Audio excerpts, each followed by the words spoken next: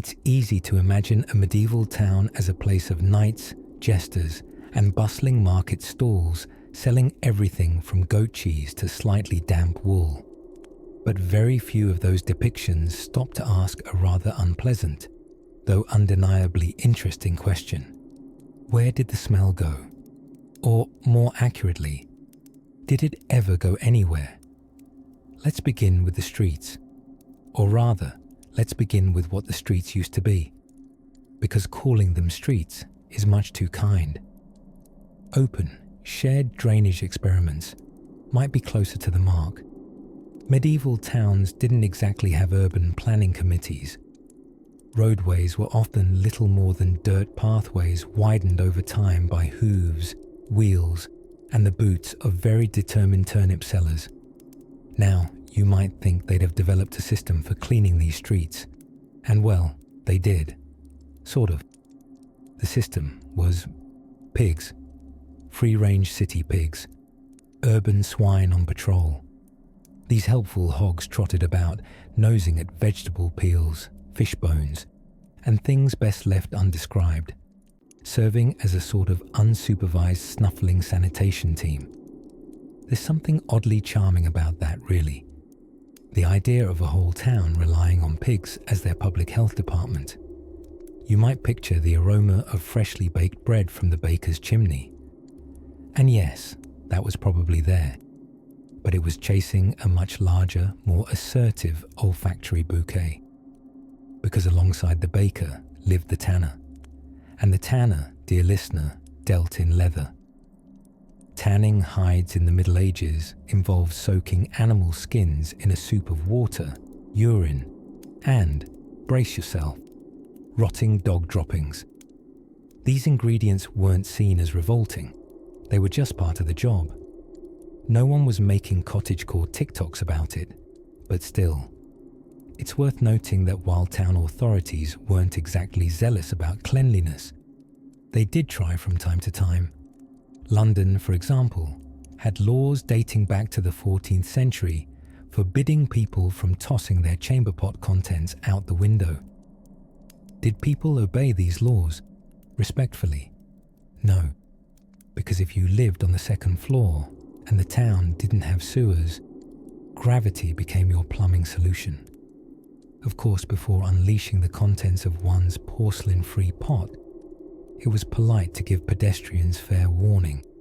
The phrase "gardez-le," from the French "gardez l'eau," meaning "watch out for the water," became a shouted heads-up for anyone walking below. A charming reminder that you had approximately 3 seconds to either duck or dart before something very unmagical fell from above. Public latrines did exist, often perched precariously over rivers.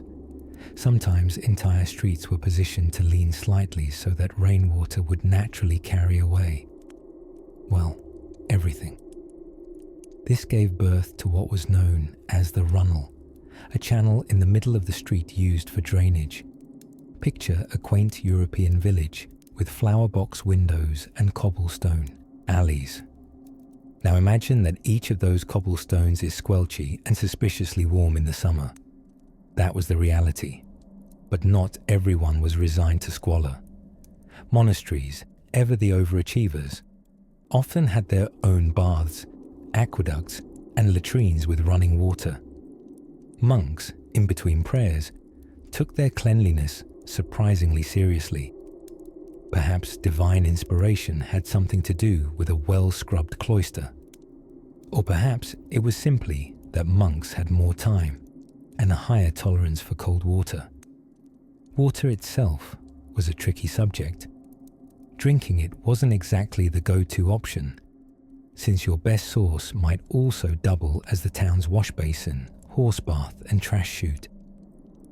Ale and light beer came to the rescue, not just for merriment, but because the brewing process killed off many of the things water should not contain. So yes, in many towns, even children drank beer. It was weaker, warmer, and flatter than the modern pint. More like enthusiastic grain tea, if you will. And yet, amid the muck, life carried on. Children played marbles on cobbles still moist from last night's chamber pot ballet.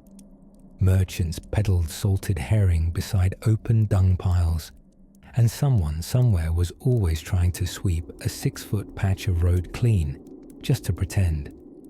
Because cleanliness, even in its roughest forms, made townsfolk feel just a bit more civilized. It all speaks to the enduring human desire to make do, to scrub up, and to chase a sense of order.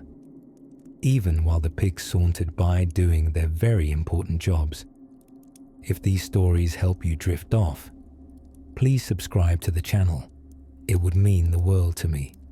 And before you fully fade into dreamland, I would love to know where you're listening from and what time it is there.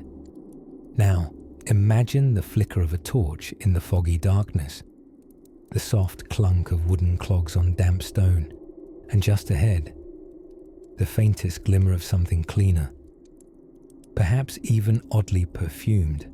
Picture it, a sleepy medieval town at dawn, mist curling along cobbled streets like shy cats slinking between doorsteps. A rooster, you know, the kind from fairy tales, overly confident, perhaps too loud for that hour, lets out a proud warble somewhere behind the thatched rooftops. And somewhere else, someone is already emptying last night's chamber pot directly into the street. Ah, yes. We've arrived at the bottom of medieval sanitation, sometimes quite literally. In the 14th century, cleanliness was less about sparkle and more about strategic avoidance.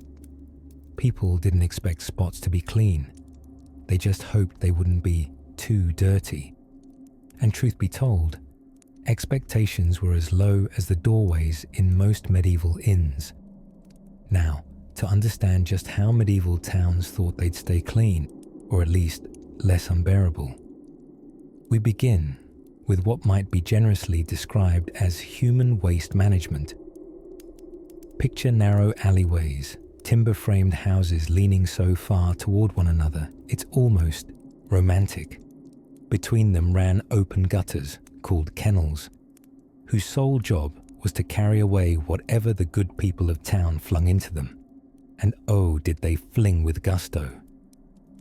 Daily life included an unofficial Olympic event of pitching chamber pot contents from a second-story window into the street. There was etiquette, of course.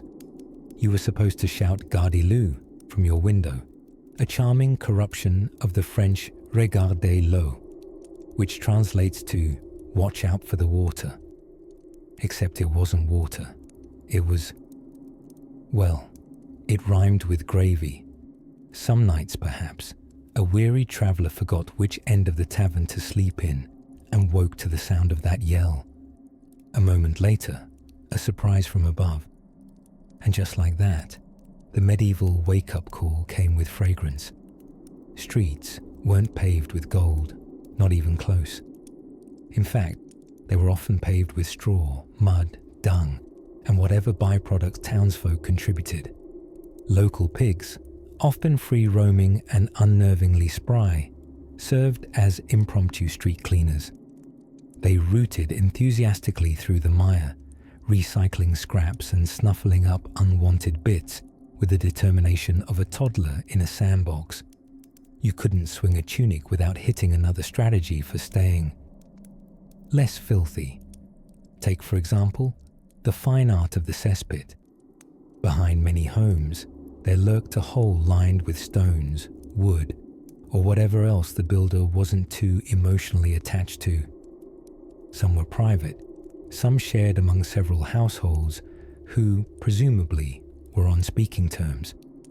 When full, the pit was either left alone, inspiring wild mushrooms and insects with ambitious dreams, or emptied by men known as gong farmers. Let's take a moment to honor these anonymous heroes. A gong farmer's work began after nightfall. Dressed in whatever passed for protective gear, wool mostly, they climbed into pits of fetid filth and shoveled it out by hand. By hand. The pay was surprisingly decent. Many earned more than skilled tradesmen, but the social consequences were, shall we say, pungent. Gong farmers lived on the edge of town, shunned by polite society and downwind of everyone else. Still, their work kept things from overflowing, literally. Meanwhile, in a move that should have earned someone a full nightship, public bathhouses became popular in the earlier medieval period. Communal, steamy, communal again. These bathhouses were often co-ed, sometimes risque, occasionally scandalous. But cleanliness was, for a brief shining moment, considered trendy. People would lounge in warm wooden tubs, chatting and soaking, often with snacks, and sometimes with, how to say this without splashing cold water on the scene, companions of negotiable affection. Then came the Black Death. Baths, once associated with health and romance, became scapegoated as suspicious and dangerous. After all, anything enjoyed that much had to be hiding something. And so, the soap dried up, the bathhouses dwindled, and many returned to the comforting certainty of a brisk cloth to the armpits and a firm belief that dirt protected them from worse things. Yet despite all this, medieval towns had rules, written ones, about cleanliness. Town ordinances forbade dumping animal entrails into the river, required butchers to clean their booths, and demanded that streets be swept. Residents voted on it, fined each other for violating rules, and even appointed local officials to enforce sanitation. One such official was the raker, whose job involved scraping sludge and muck from the streets and tossing it somewhere more appropriate, like the back garden or the nearest countryside. So yes, they tried. Imagine haggling with a bread seller over stale rye while a raker scoops last week's pig parade off the curb behind you, all in a day's charm. But as the mist lifts from those cobbles and the sun begins to gleam through sagging shutters, you might find your eyes drifting to another sight, one that towers quietly in the distance with its grand arches and slow bells. Tomorrow, we'll wander closer to that mysterious marvel of cleanliness, the medieval monastery, and discover how monks, of all people, became early pioneers of soap, silence, and surprisingly clever plumbing. In the soft candle-lit hush of a medieval dusk, the town of Stinklebury-on-the-Wold busied itself with the rituals of daily filth, sweeping it under things, tossing it out windows, and, when feeling especially pious, muttering a prayer that God might smite the smell instead of the sinner. Now, you might think that a medieval town would have neatly planned streets, charming cobblestones, and perhaps a dainty fountain in the town square with a carved cherub spitting water into a lily-covered basin. No, it did not. Instead, the streets of your average medieval town were more like a labyrinth designed by a drunken goat. Crooked alleyways, dead ends that smelled like the end of days, and charming little puddles of unidentifiable substances were par for the course. And in the middle of these meandering streets ran the gutter, the fearsome, the legendary, the never-ending open sewer trench known lovingly as the kennel. This was not a place where pets romped happily, oh no. This was the sort of kennel where last week's dinner went to die, along with various mysterious lumps, the occasion of a fish head or three, and possibly, on one memorable Thursday, an entire wooden leg, ownership unknown. To keep the kennel flowing, townspeople would occasionally throw buckets of water, or at least what they believed was water, into the trench.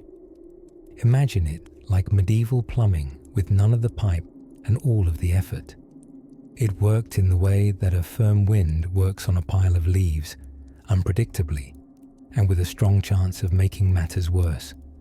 Still, the townsfolk did their best. Or more accurately, they did the least required to not physically stick to the cobblestones. For those who could afford it, and that was a generous term, there were street sweepers, typically boys recruited with the promise of a half pint of ale and vague threats about alternative careers in rat catching. These sweepers would use brooms that were more optimism than bristle, half-heartedly guiding dung, bones, fish guts, and the occasional trouser relic towards someone else's doorstep. It was a delicate practice in medieval social maneuvering. If you happened to sweep your refuse just narrowly across the invisible property line of your neighbour, well, congratulations. You had just engaged in what passed for civic sanitation and petty warfare. But cleanliness wasn't entirely a fiction. There were ordinances, laws and rules about when and where things could be dumped. In cities like London, the ruling elite worried not only about plague and pestilence, but, more importantly, about the impression it left upon visiting noblemen. A good impression, ideally, being something slightly less offensive than a nasal assault with a used turnip. One oddly poetic rule in 14th century London declared that people must not throw the sweepings of dung, garbage, or entrails of beasts, nor any other ordure, into the streets. This was posted on signs that most people couldn't read, and shouted loudly by town criers who had long since given up hope. And so, enforcement fell to the constables, who were sort of like the babysitters of public health, if the baby in question was a city full of people who lived ankle-deep in soup made of regret. But some towns took their cleanliness surprisingly seriously. In towns fortified with monasteries or particularly zealous mayors, there might be public latrines under bridges or near city gates. Picture them like rustic little cubicles without doors, an eternal breeze billowing through, and all the privacy of a sermon. If communal toilet going doesn't sound appealing to you, congratulations. You're not medieval. Of course, no medieval town would be complete without the gong farmer. A noble and misunderstood profession.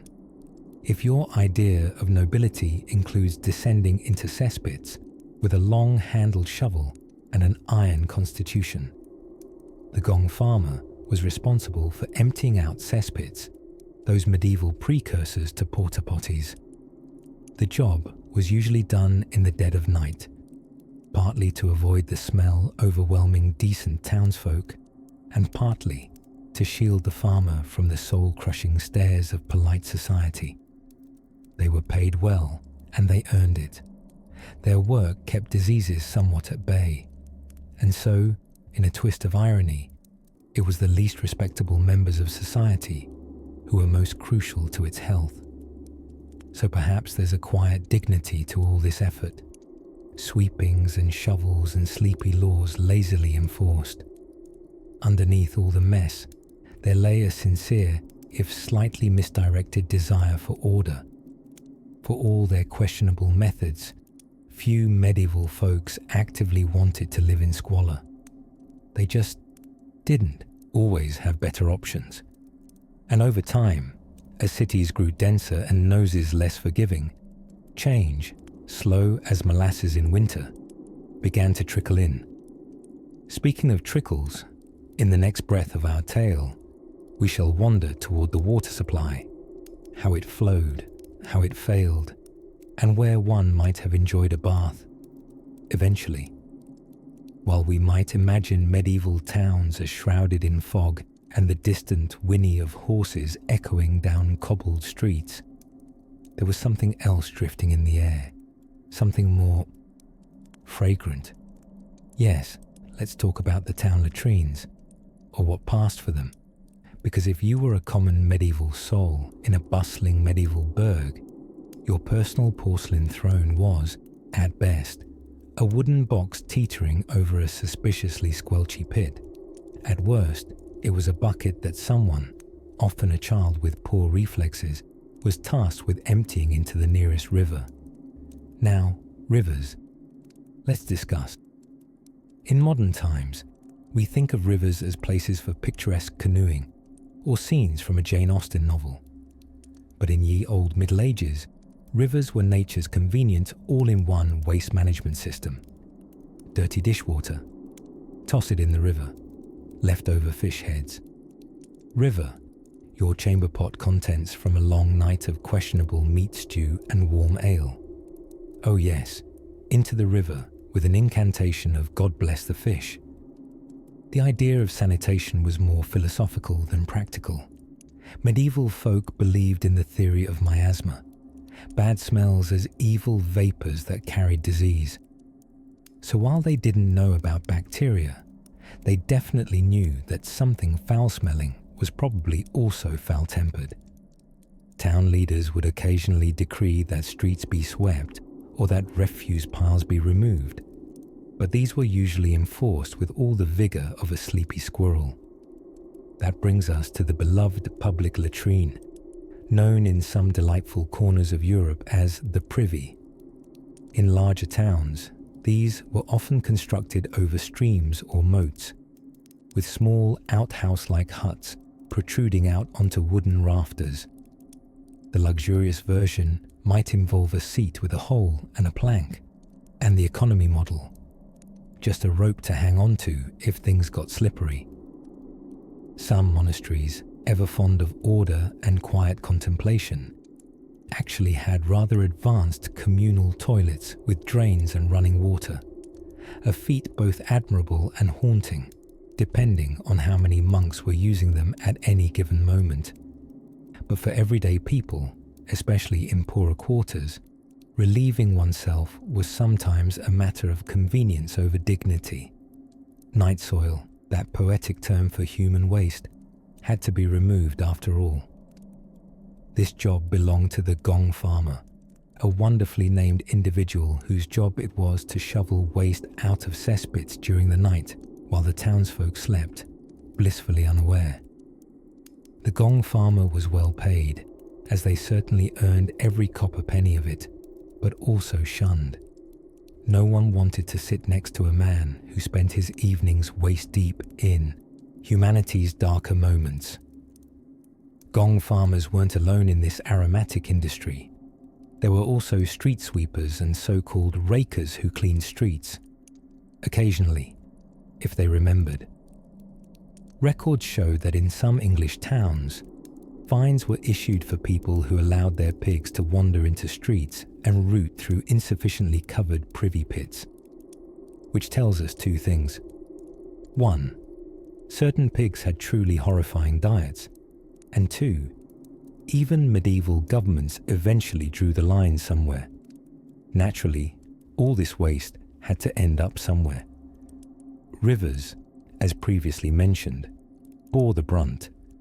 The Thames in London developed such a reputation that even medieval poets warned against drinking from it. And as waste-polluted water passed through towns, it spiraled into a rather grisly game of aquatic telephone. By the time it reached the last village downstream, it had more personality than purity. But let us not judge too harshly. These communities did the best they could with the knowledge they had, and sometimes displayed a charmingly practical ingenuity. In some towns, waste from public toilets was collected and sold to farmers as fertilizer. Yes, the term night soil has never felt more literal nor more lucrative. One must admire humanity's commitment to recycling, even when it's aromatic. There were also public ordinances forbidding citizens from tossing chamber pot contents out their upstairs windows during prime walking hours, although the exact enforcement of these laws was as spotty as the cobblestones below. Legend has it that the phrase "gardez-le," an anglicised version of a French warning meaning "watch out for the water," was shouted before dumping waste from above. If you were alert and nimble, you might dodge the contents. If not, well, your day was off to an unforgettable start. And yet, in spite of all this mess, medieval towns kept growing, bustling and thriving. The scent may not have been pleasant, But life hummed on. Markets opened, church bells rang, and someone somewhere was always planning the next festival. But amid the refuse and the rivers, there existed a curious medieval fixture that would attempt to bring order and cleanliness to the chaos: the bathhouse. Next, we'll tiptoe toward the steam and soaps of these communal cleansing chambers, where hygiene and gossip floated side by side in the slow hush of a medieval dawn. As the mist curled languidly over cobblestone streets, the town began to stir, not with the clamour of industrial ambition, but with the more humble sounds of buckets, brooms, and the occasional deeply offended chicken. The average townsperson began their day not by checking emails, of course, but by opening their shutters and tossing a generous ladle of something questionable from the window. You see, in many medieval towns, windows served a dual purpose. One, for admiring passing troubadours or hopeful tax collectors, and two, for discarding the contents of chamber pots with reckless, if oddly precise, abandon. The phrase "gardez-le," from the French "gare de l'eau," meaning beware of the water, was sometimes shouted in warning before a plume of last night's final digestion came hurtling into the street below. It was less of a sanitation system and more of a trustful between neighbours. Streets, typically unpaved and only vaguely resembling right angles, had a functional design to accommodate this organic waste stream. The centre of the road was fashioned into a kind of trench, often referred to as the kennel, where rainwater, animal droppings, and hearty servings of human disregard would mingle into what medieval texts generously described as black muck. This sludgy river flowed sluggishly downhill, ideally towards some distant ditch, hole, or, if luck permitted, the next village over. But cleanliness is relative. For a townsperson in the 1300s, simply not having a pig asleep in your bed was a step toward hygiene. And pigs, by the way, played unexpected roles in the town's cleaning regimen. Specifically, they were amateur street sweepers of sorts, consuming dropped food, spoiled scraps, and the occasional unguarded sock. They were the oinking custodians of the peasant class, free range and thoroughly unashamed. Occasionally, a more forward-thinking town would impose regulations, the medieval equivalent of a homeowners association, though with fewer bylaws and more punishment stocks. Some towns appointed scavengers, a delightful job title that sounded far more adventurous than it was. These brave souls were tasked with monitoring cleanliness, inspecting goods sold in market stalls, and generally frowning at anything too slimy. In truth, they had little power beyond wagging a disapproving finger and sometimes fining bakers for putting too many mice in their bread. Certain guilds took hygiene more seriously, primarily because it affected their product. The tanners, for example, whose labour-intensive art turned animal hides into leather, were exiled to the town's edge, not just as a courtesy to people with noses, but because their work involved steeping skins in a cocktail of urine, lime, and medieval optimism. Cleanliness in the tanner's district was an oxymoron, but at least everyone knew where to steer clear if they had sinuses. There were rudimentary attempts at order. Bathhouses, for example, were more common than one might think, especially before the Black Death rolled through and turned communal tubbing from a luxury into a public health crisis. Some bathhouses were as lavish as a spa day in a bucket, with scented herbs, music, and occasionally a monk with questionable boundaries.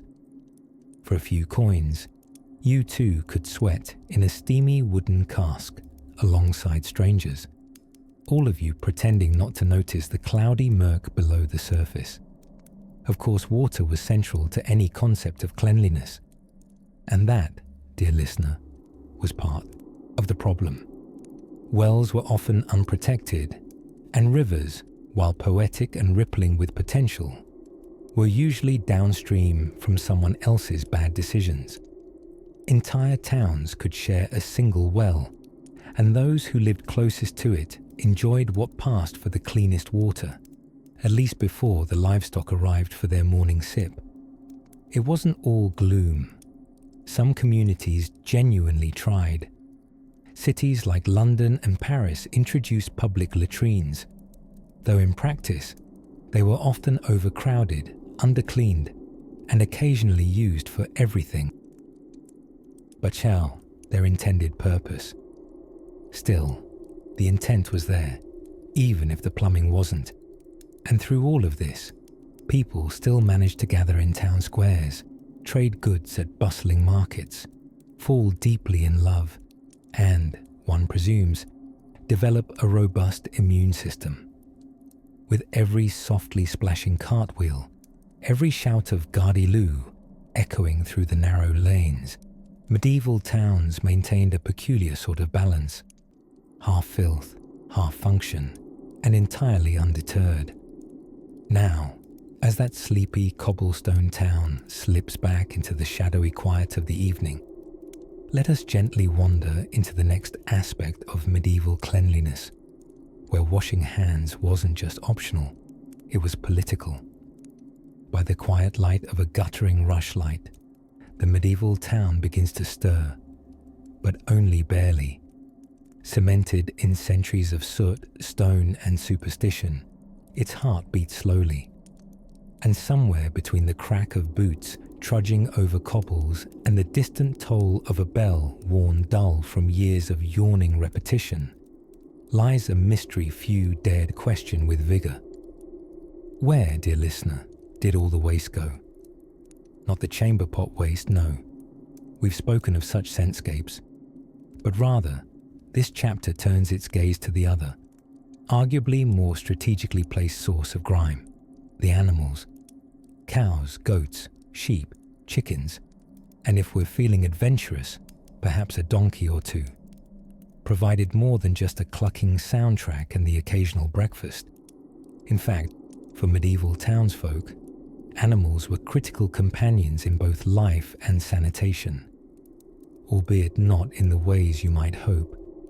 You see, while today we vehemently separate our living rooms from our livestock, medieval towns blended the two with unbothered grace. Pigs trotted about narrow alleys, often playing the role of four-legged garbage collectors. Townspeople let them roam freely, snuffling up food scraps, windfall fruit, and even, brace yourself, what remnants the chamber pots left behind. Yes, pigs, those snorting agents of medieval cleanliness, were the sanitation workers no one hired, yet everyone relied on.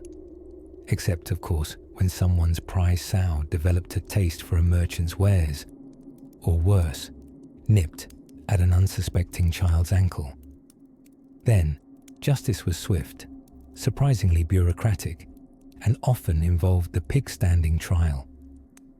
Really, imagine a small court convened, elders stuffing their robes with self-importance as they pronounce a sentence upon Beatrice the pig, who stands accused of scavenging too aggressively near the tanner's shop.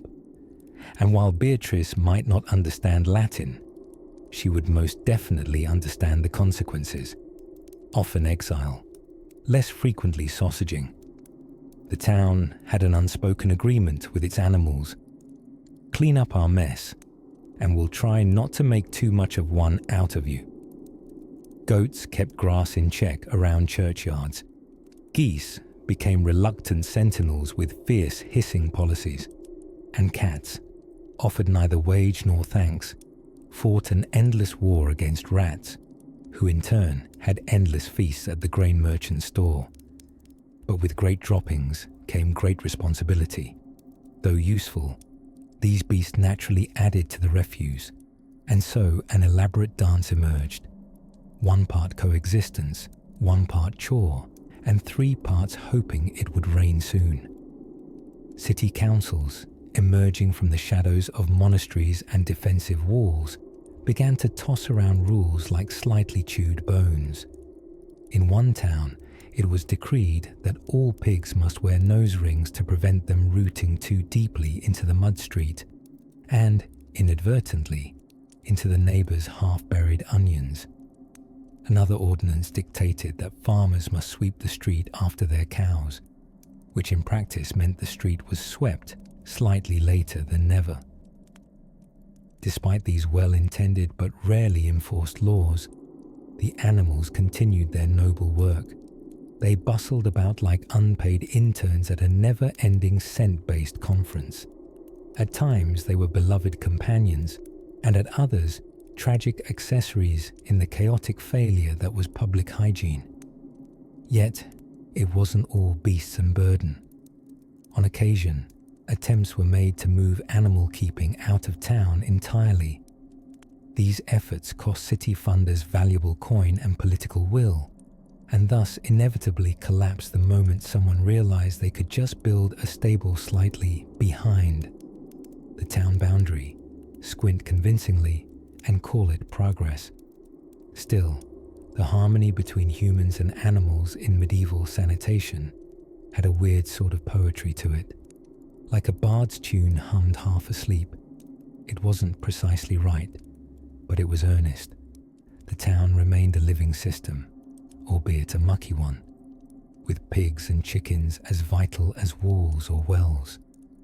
And though the streets bore the evidence of hoofprints and feathers long after the hooves and feathers had moved on, there was a strange charm to it all, a kind of rustic rhythm, as though the town was alive not in spite of the mess, but because of it.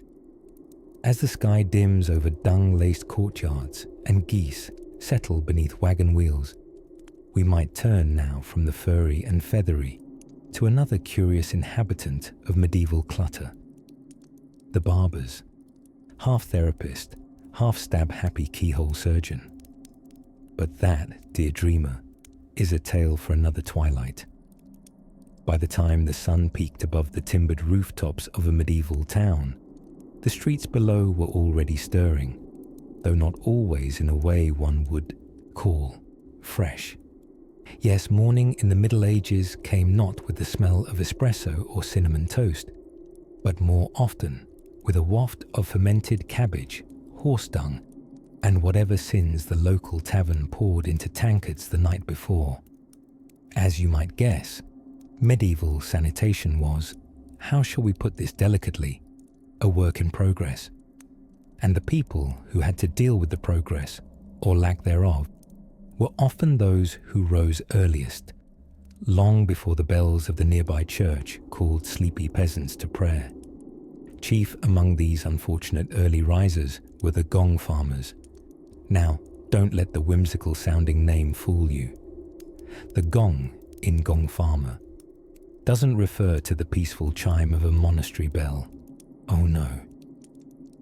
Gong was a Middle English word for, you guessed it, human waste.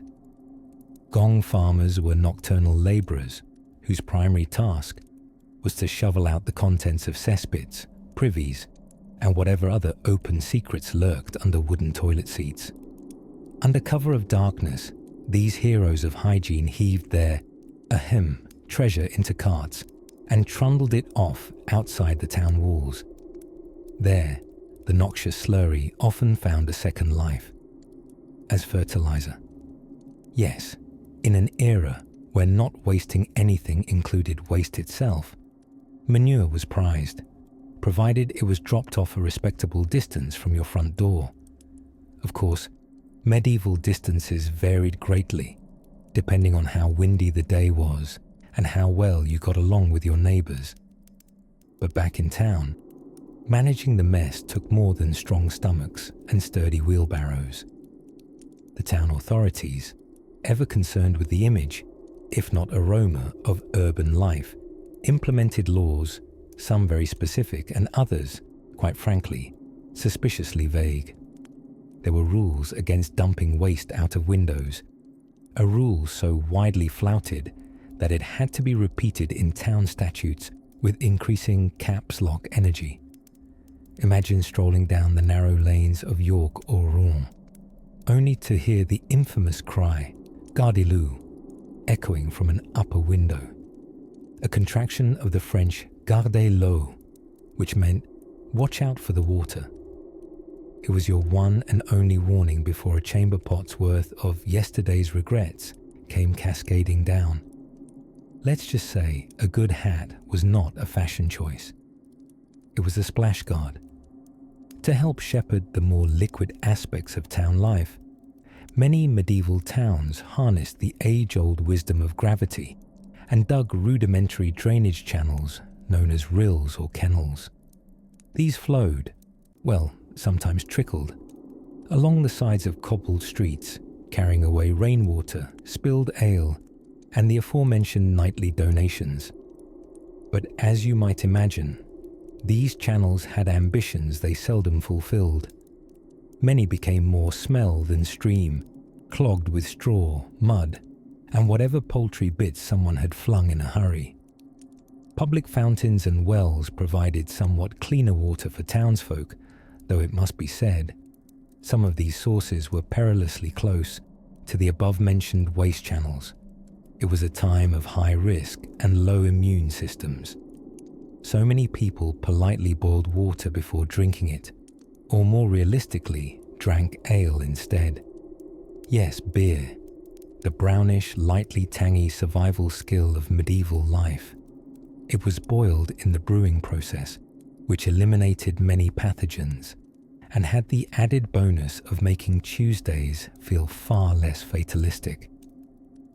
Street sweeping, when it happened, was often done by individuals employed by the town or simply desperate people hoping for a few coins from grateful merchants. These sweepers had long-handled brooms and short patience. Their job had hazards beyond olfactory offense. Sharp bones, broken pottery, rogue chickens. It was all in a day's dodging. And yet, somehow these towns persisted. They grew, they flourished. In between the chimneys and charcuteries, amid the mendicant friars and misbehaving pigs, people managed to carve out a kind of sweet-smelling resilience. Up high in the beams of the guild halls, pigeons cooed above the market square. Bakers began to fire their ovens. The barley malt steamed. The candles were being lit one by one. And just under the surface, quite literally, a whole system of coping, scooping, and schlepping continued its tireless work. Wherever waste went, someone followed it, broom or bucket in hand, trying their best to keep one step ahead of the inevitable. But if the streets were tricky, just wait until we take a peek inside the houses, where chamber pots had secrets of their own.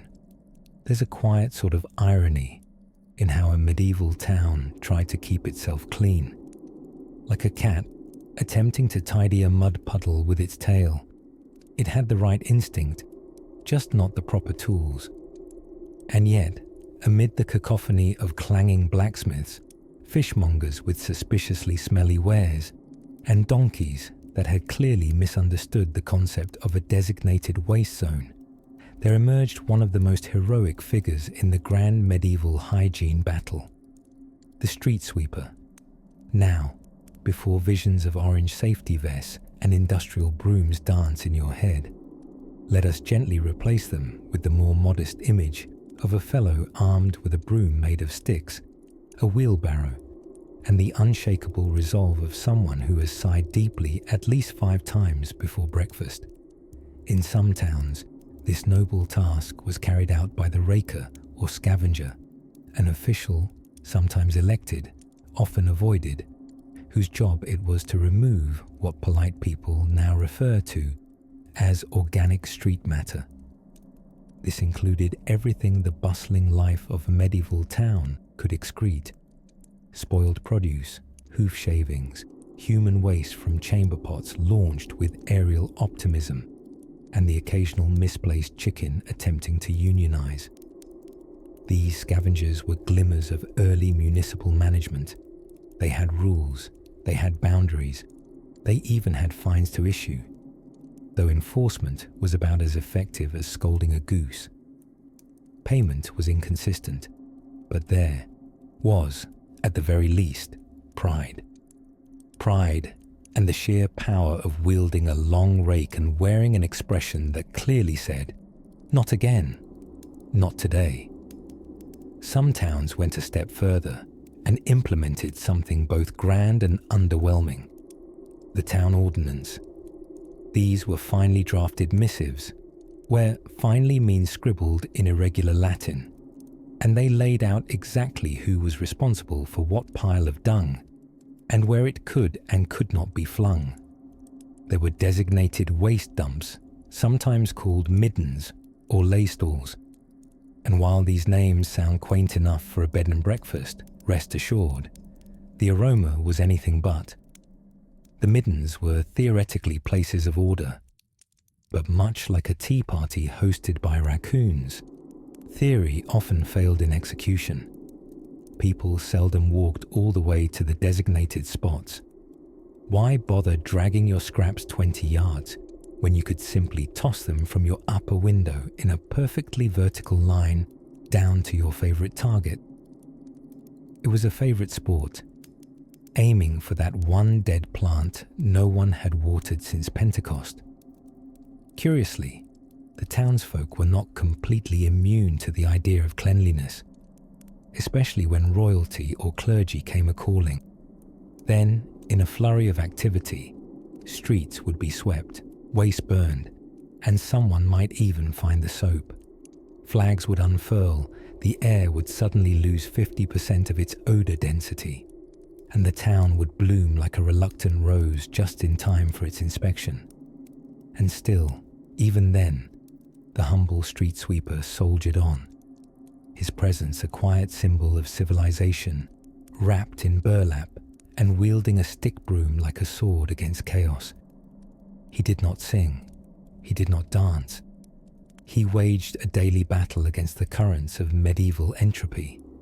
Every heaved pile of muck, every loud clatter of rotting cabbage into a barrel was an act of bravery. At night, when the town finally hushed, and the candles in crooked windows dimmed one by one, our steadfast cleaner would push his wheelbarrow home, past alleys that whispered with the mischief of tomorrow's mess. The moon would reflect off puddles of questionable content, and stars would twinkle above, unaware of the banana peels just below. Because sometimes, keeping a town clean wasn't about grand plans or flowing aqueducts. It was about one weary human with a rake, a mild scowl, and an unfathomable tolerance for smells that could flatten a mule at 20 paces. And speaking of mules, their contribution to the medieval cleanliness cause, or chaos, is worthy of a dreamy little pause, and perhaps a tale of its own. In the hush before dawn, when the town was just beginning to remember that it existed, a certain clatter would often announce the day's unofficial start. No, not roosters or bells, but buckets, wooden buckets, often suspiciously damp, occasionally pungent, and most damning of all, frequently airborne. This, dear sleepy listener, was the hour of the gong farmer. Let us pause here as you adjust your pillow and blink away the mental image of airborne medieval toiletries. It's not exactly serene, but it is part of the rich, compost-filled tapestry of urban cleanliness, or the spirited attempt thereof, in medieval Europe. You see, when one lives in a world without flushing toilets, scented bleach, or passive-aggressively written HOA guidelines, one must make do with what nature and a shovel provide. In medieval towns, waste disposal was a curious ballet of practicality, creative denial, and occasional bodily harm. The people whose job it was to remove the contents of chamber pots and privy pits were cheerfully, or begrudgingly, known as gong farmers. The term gong doesn't refer to a musical instrument, though the occasional splash might have resembled one. in Old English, gong, was slang for dung. Thus, a gong farmer was a dung shoveler, not a freelance percussionist. These brave souls worked at night, which was perfect for both practicality and plausible deniability. Under cover of darkness, they would traverse narrow alleyways and descend into cesspits, sometimes chest-deep in aromatic triumph, to scoop out what the townsfolk no longer needed, which was essentially everything you're hoping not to dream about tonight. But rest easy, because not all was haphazard and revolting. Well, some of it was, but not entirely. There was a somewhat organized system. Cesspits were commonly located beneath or behind homes, and they were dug deep to delay the inevitable. When full, or when the smell overpowered the excuses, a gong farmer could be hired to empty the pit. This was no small affair. Buckets of waste would be manually scooped, sloshed into wheelbarrows or carts, and transported, ideally far outside town walls, though the definition of far was generously interpreted. Now, you might ask, what did they do with it all? A delightfully complicated question. Human waste wasn't just discarded, it was in many cases sold. Farmers were fond of it, not necessarily for the bouquet, but for its impressive fertilizing properties. Night soil, as it was sometimes called with forced poetic flourish, helped crops flourish. In this way, what left bread as waste eventually helped grow more grain for future bread. The circle of life, if you will, heavily edited for olfactory content. And these gong farmers, some incredibly, grew quite wealthy. Not glamorous perhaps, but like many essential workers, they commanded a certain begrudging respect and a definite necessity. Still, their profession excluded them from polite society, or at least from sitting near a window in a closed room. They were often required by law to live on the fringes of town, partly for their comfort, mostly for everyone else's noses. But it was not all toil and toilet. In some cities, like London, regulations existed to make this process marginally more official. A law from around the 14th century forbade people from throwing waste, liquid or otherwise, into the River Thames. That many townsfolk cheerfully ignored this law is hardly surprising. After all, why go through the hassle of hiring a gong farmer when one's window overlooks a perfectly decent waterway? Still, rules were written, fines were levied, and if you were caught hurling your personal waste into the street during daylight hours, you might face punishment, a small fine, a public scolding, or, at worst, the unthinkable, being made to clean it up yourself. Yet despite the efforts of gong farmers, sweeping laws and the occasional good-natured town crier reminding citizens not to fling their morning necessities out the window, sanitation remained a dreamy ambition, like indoor plumbing or private space in a home shared with 10 extended relatives, a goat, and a damp ceiling. Still, towns did try. They tried at night when the gong farmers plied their trade. They tried in fines and shovels and the earnest desire not to step in something regrettable before breakfast. And what became of all that effort? Those night shifts, the carts rumbling beneath starless skies, and the buckets sloshing with civic pride. Well, it all had to end up somewhere. Which, as you might suspect, brings us to the rivers. And what happened when the waste met the water, lurking just beneath the cobblestones of medieval towns, sometimes metaphorically, sometimes quite literally, were the drainage systems, or more often, the tragic aspirations of a drainage system. Today, you might not think about sewers until your toilet makes horrible gurgling noises. But in the winding lanes of a 14th century English market town, sewers were less of a system and more of a state of mind. You see, For every brilliant castle moat or Roman aqueduct, there were 10 small towns with street gutters that politely pretended to be helpful, while being mostly decorative. A medieval drainage scheme often involved sloping streets, a gracious nod from the town planners to gravity, and a determined optimism that the rain would eventually handle the rest. In theory, waste flowed gently in stone-lined channels along the center or sides of roads. In practice, these channels behaved more like molasses in January. Human waste, animal droppings, bathwater, the rare kind, dishwater, less rare, and various mystery liquids rolled sluggishly downhill, if they chose to roll at all. And this ever-evolving stew of slop was charmingly referred to as simply the muck. Now, if you lived higher up the town slope, congratulations, you were downstream of no one. But if your home nestled lovingly at the bottom of the hill, nestled in the town's collection basin, well, we send our scented condolences. No candlecraft nor sachet nor herbal bundle could battle the olfactory onslaught of a lowly located latrine.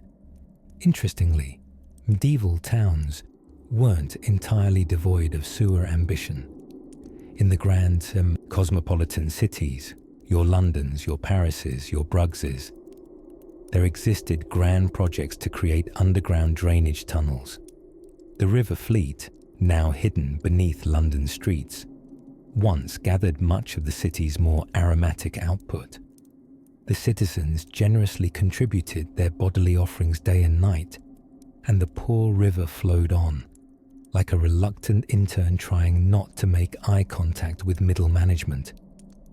Paris was not to be outdone and had its own heroic tale of underground water engineering. But even there, the sewers had a dual personality, helpful during rainstorms, horrifying during dry spells. An open drain is merely an anxiety parade when there's no water to wash it down. Still, every so often, the local authorities would attempt to clean up, and by authorities, we often mean either the town council or, frankly, an irate noble who was tired of stepping in horse-piddle on his stroll to mass. Municipal workers, often press-ganged locals, or those gently encouraged with the threat of a fine, would heave their carts of ash and straw, ready to sprinkle, sweep, and shovel the streets into something approximating civility.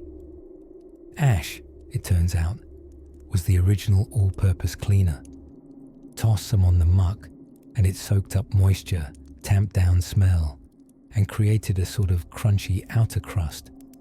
Not particularly sanitary, but at least it sounded crunchy, and that counts for something. The cleanup efforts were often aided by pigs, who roamed freely through the lanes like rotund, pink street inspectors. These porcine pals were nature's sanitation engineers, or at least eager consumers of edible garbage. But as helpful as they were at hoovering up discarded food scraps, they came with their own, byproducts. A pig, after all, gives what it takes. Curiously enough, the church also got involved. Not in the street sweeping, mind you, but in the spiritual tidiness of it all. Medieval preachers often sermonized on cleanliness as a metaphor for moral virtue. A clean soul, like a clean street, suggested good character. Although, frankly, if sins could rot like fish heads in a gutter, confession would need a mop and bucket. Eventually, some towns tried to formalize the process. Certain streets imposed rules. Clean your personal patch of street, or suffer fines. A medieval neighborhood watch, if you will. But instead of eyeing suspicious characters, they counted chicken bones and sniffed for old ale. And woe betide the butcher, who didn't sweep up after himself. There's nothing quite so unappetizing as walking to market and finding a goat hoof underfoot from last Thursday's stew sales. Still, progress was slow, steady, mucky, and somehow life carried on. And as the stars blinked overhead, and the night breeze brought a moment's reprieve from the daytime sense, the townspeople quietly hoped that the rains would come, that gravity and water and perhaps divine intervention would tuck the town back into freshness by morning, or at the very least, shift the muck downhill into the next village. Speaking of water and gravity, you might be wondering how people manage personal hygiene in a world where bathwater shared the same schedule as comets, rare and always a spectacle. Let's drift a little closer to the basin and see what passed for bathing in the medieval age. There existed, in the twisting alleys of medieval towns, a unique fixture of infrastructure, an architectural oddity that might conjure images of enchanted castles, or at least very confused architects. These were the overhanging upper stories of houses, which poked out above the streets like eavesdropping elbows. Known as jettied buildings, they were the closest thing to urban multitasking the Middle Ages had to offer, saving space, defying gravity, and, quite unintentionally, protecting passers-by from things that fell freely from above, including chamber pot contents. Let's float gently through a typical day on a medieval street, perhaps in York or Paris, or some stubbornly unwashed corner of London. The cobbles gleam with yesterday's drizzle, and possibly a goat. Above, two-storied homes lean toward one another like gossiping neighbors, their second floors nearly touching. Between the windows bloom wooden flower boxes, and from them brave geraniums grow with determination despite their unfortunate proximity to airborne waste. Beneath these sheltering ledges strode the citizens, or trudged, depending on the mud content. Jettied buildings had the delightful side effect of shielding walkers from vertical assaults, such as emptied chamber pots or the surprise evacuation habits of pigeons. Of course, this ceiling of kindness didn't stretch everywhere, and one was never entirely safe from what flew or flopped from above. So, medieval umbrellas, of which there were none, would have been a lucrative idea. Too bad they hadn't been invented yet, or perhaps too good. Where's the drama without the danger? Now, one might innocently ask, why were these houses allowed to squash themselves outward, pinching the sky with every timbered reach?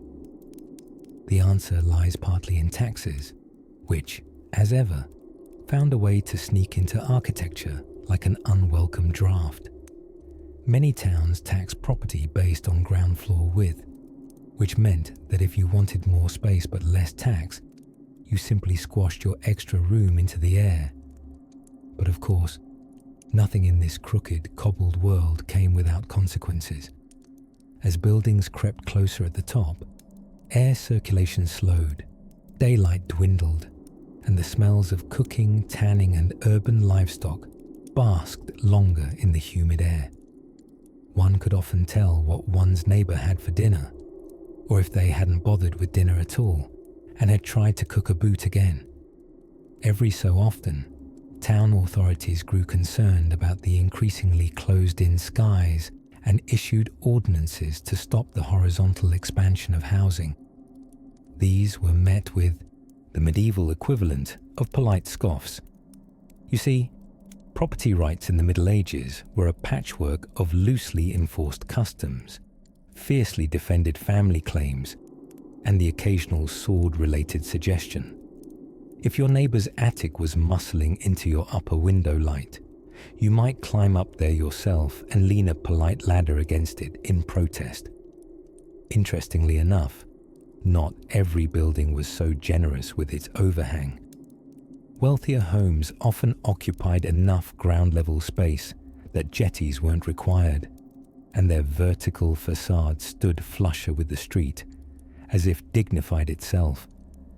But between these statelier homes and the hopping pig pens of the working class was a charming middle layer. homes with timber frames and minds of their own, expanding outward like teenagers in hand-me-down tunics. It's worth noting that this outward wobbling of buildings made Fire, already rather fond of medieval towns, an even more enthusiastic guest. When thatched roofs began to kiss and wooden eaves shook hands across the street, a single candle left unattended could easily become a block-wide mistake. After a few scorchy incidents, some towns required homes to be built of stone on the lower levels, though it did little to stop flames from climbing like overachieving squirrels.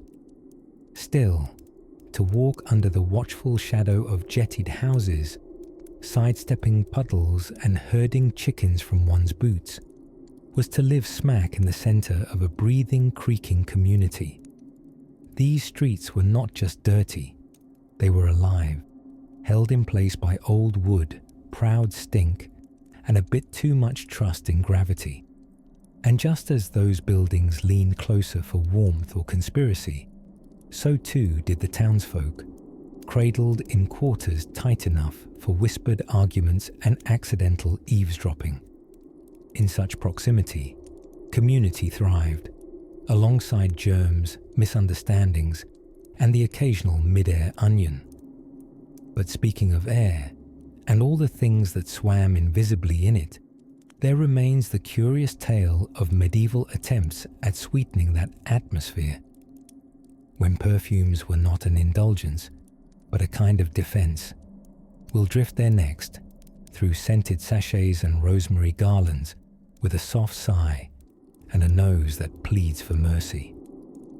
By the time sunrise stretched its lazy arms over a medieval town, the streets had already begun their daily negotiation with, well, everything people had decided to throw into them the night before, because in most cases, that was the primary waste disposal plan.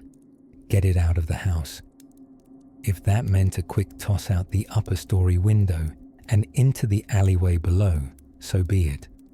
The world, it seemed, was divided into two types of medieval town dwellers.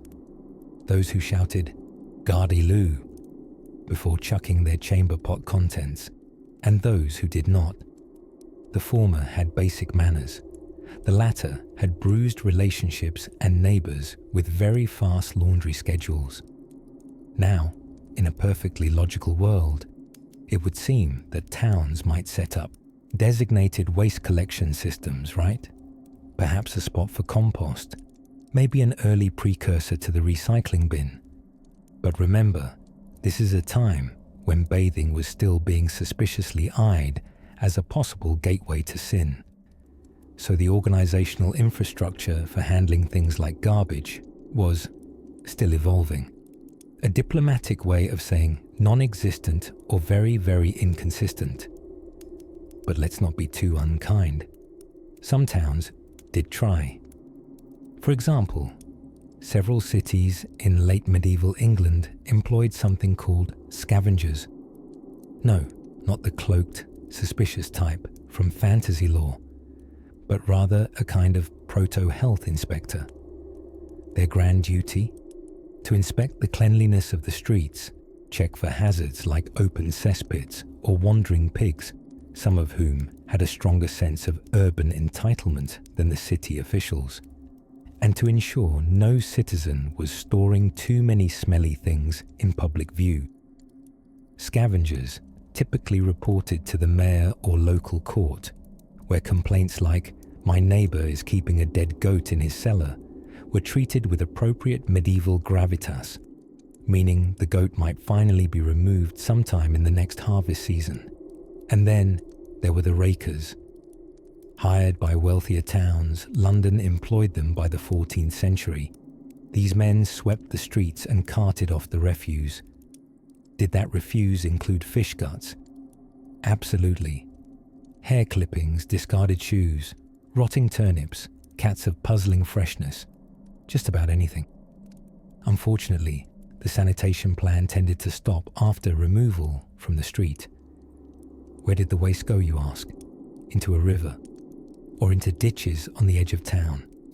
or in one very imaginative arrangement, into old quarries that were now full of smells even ghosts refused to haunt. Despite these challenges, medieval people developed a certain gritty ingenuity, and rising towns built basic sewers, drainage ditches or stone-lined tunnels to help carry waste away, especially from public latrines or bathhouses. These efforts were incremental, of course, since sewage engineering was not yet a career young children dreamed of pursuing. Still, the rains brought an ironic kind of mercy. When it poured, as it often did in Northern Europe, the flood waters would surge through the streets, carrying with them the debris, the offal, and unfortunately sometimes, the neighbour's duck. That's right, natural phenomena often doubled as municipal cleaning services. Nowhere was this more evident than in Paris, which by the late Middle Ages had grown into a true metropolis, bursting with scholars, merchants, and a truly Olympian quantity of human waste. The Seine River, ever romantic in today's postcards, played an unglamorous role back then.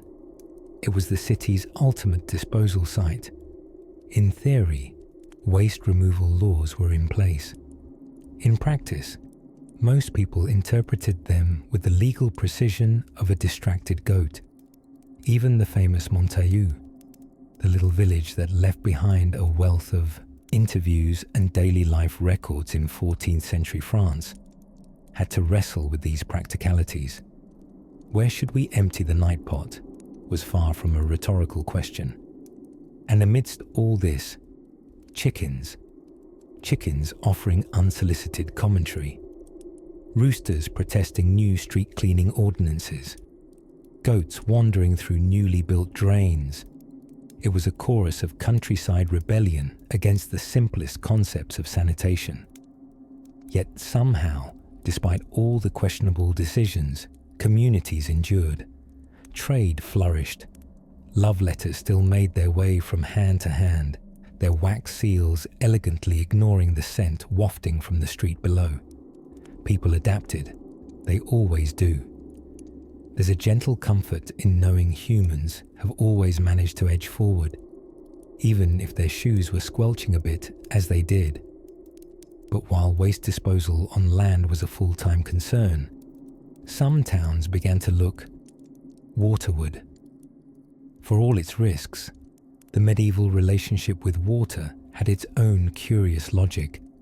As twilight settled over the thatched rooftops and moss-covered walls of a typical medieval town, there was one place where the chaos and clatter of daily life faded into a hushed, steamy sanctuary. In a world where buckets of chamber pot contents were flung with casual enthusiasm from upstairs windows, there existed, believe it or not, a kind of medieval oasis of semi-sanitation, with its own rules, rituals, and aromatic peculiarities. Welcome to the bathhouse. Now, before modern minds dance with images of cucumber slices and essential oils, let's ease into the warm, wood-fired waters of ye-old spa, which smelled less like eucalyptus and more like a smoky stew of bodies, herbs, and natural consequences. In the early Middle Ages, bathing was actually quite respectable. Inspired by the legacy of Roman bathhouses, those tiled echo chambers of socializing and scrubbing, early towns did preserve the tradition of communal cleansing. Peasant or noble, everyone enjoyed a good soak, at least when the weather wasn't trying to assassinate you with frostbite. The typical bathhouse in 13th or 14th century Europe looked nothing like a Roman villa though. Think simple timber structures with wooden tubs, long benches for waiting your turn, and hot stones placed in the water like oversized croutons to keep things toasty. The bath water was heated over fires poured from cauldrons by bathhouse attendants, the unsung heroes of medieval hygiene and back pain. And if you were wondering whether people bathed naked together, yes they did. Medieval modesty was perhaps more fluid than people give it credit for, especially when it came to warm water and social relaxation. Men and women would often bathe together, cheerfully ignoring the whole sinful temptation thing. Much to the irritation of the church, a steamy bath could quickly turn into a steamy scandal, so clergy often wagged disapproving fingers in homilies that sounded suspiciously jealous. To maintain the illusion of virtue, bathhouses usually offered herbal bath additives: rosemary, sage, sometimes lavender if you were feeling fancy, which were believed to cleanse both body and soul. And to be fair, some of them did help a bit with the smell. Prices varied depending on what sort of experience you were after. A simple dip might cost a few pennies, whereas a deluxe soak might include music, a lute player inappropriately close to the steam, warm wine, more vinegar than vino, and even massage services, though the line between bathhouse and brothel did blur more deeply than bathwater after the fourth customer of the day. The water itself, not changed with each person. Let's be clear on that. You were bathing in other people's hopes, dreams, and toe grime.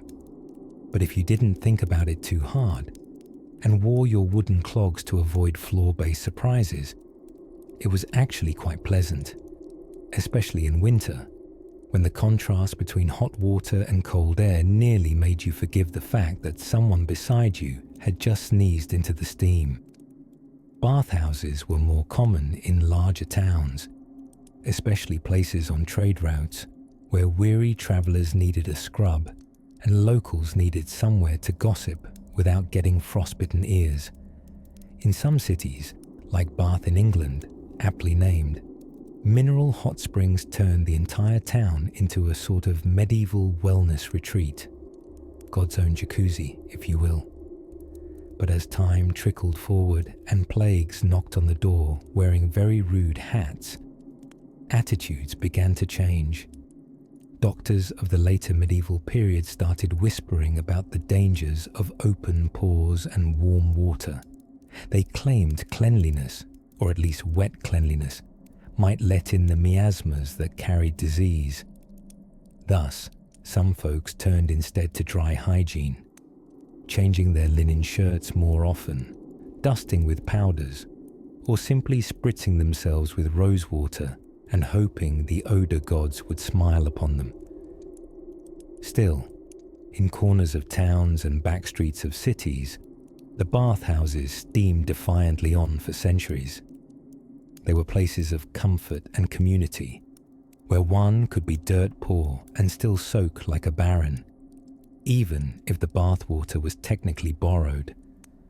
So as the moon rose above the crooked chimney pots and frost kissed the cobblestones, somewhere in a steaming hut behind a tavern, 6 townsfolk discussed the local blacksmith's mysterious new apprentice while reclining hip to hip in a bubbling wooden tub, trying not to sneeze too obviously.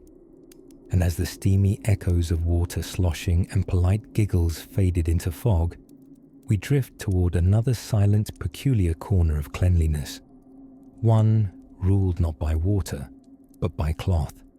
There's something delightfully anticlimactic about the medieval city gatekeeper's job. Picture, if you will, a man dressed in heavy wool, perched in a drafty wooden booth beside a hulking iron-ribbed door the size of a barn. His job? To open and close said door, at sunrise and again at sunset. Not exactly the stuff of ballads. Yet, the opening and closing of city gates marked the true heartbeat of a town. It was like switching the town from do not disturb to open for business.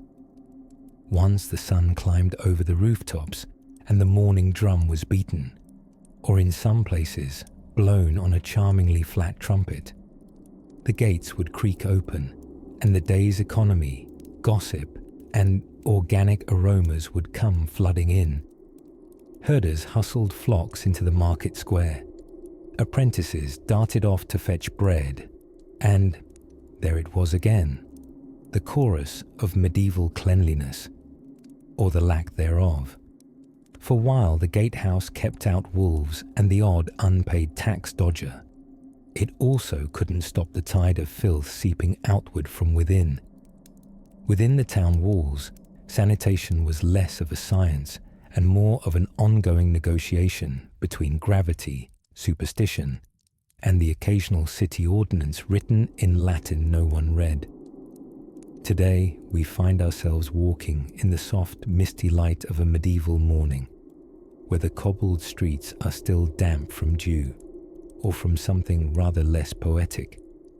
If you were lucky enough to be born a merchant in a bustling town like Norwich or Ghent, your mornings may have started with the tossing of yesterday's chamber pot contents out front, beginning the day's contributions to the communal drain. Some towns had courageously installed kennels, small central gutters designed to carry away rainwater, waste, and the occasional chicken feather. These rinsed their way down the length of the street, guiding questionable liquids toward the nearest river. Unless, of course, it hadn't rained, and you really needed rain to make your drainage dreams come true. But medieval townspeople weren't entirely unsavvy. You see, they tried. They really did. City councils issued ordinances with all sorts of rules. Trading meat in proper stalls, not selling putrid fish after sunset, and, my personal favourite, not letting your pigs wander unattended through the market unless they were wearing a nose ring. It sounds odd, but that ring meant the pig couldn't root around too much in refuse, causing less chaos. It was the medieval version of minimum expected hygiene. Even more fascinating were the street names. Names like Flesh Market Close, Gutter Lane, and, no one made this up, Dung Gate, offered subtle hints about neighbourhood ambience. These weren't metaphors, they were lovingly descriptive. Dung Gate, for example, usually denoted the exit through which manure carts clattered out of town, trundling the excretions of 1,000 chickens, oxen and humans toward compost destiny. And yes, people lived nearby. Rent was probably cheaper. The town's artisans and butchers were another merry band of contributors to urban olfactory richness. A tanner's workshop, reeking of urine, used to soften hides, was usually tucked far from the churchyard for obvious social reasons, though often still within the town limits. Even so, beautifully practical regulations cropped up here and there. Some towns forbade people from throwing waste into the street on church holidays. It was a fascinating intersection of theology and sanitation. Cleanliness, if not quite next to godliness, was at least closer on Sundays. Bathing, too, made valiant appearances.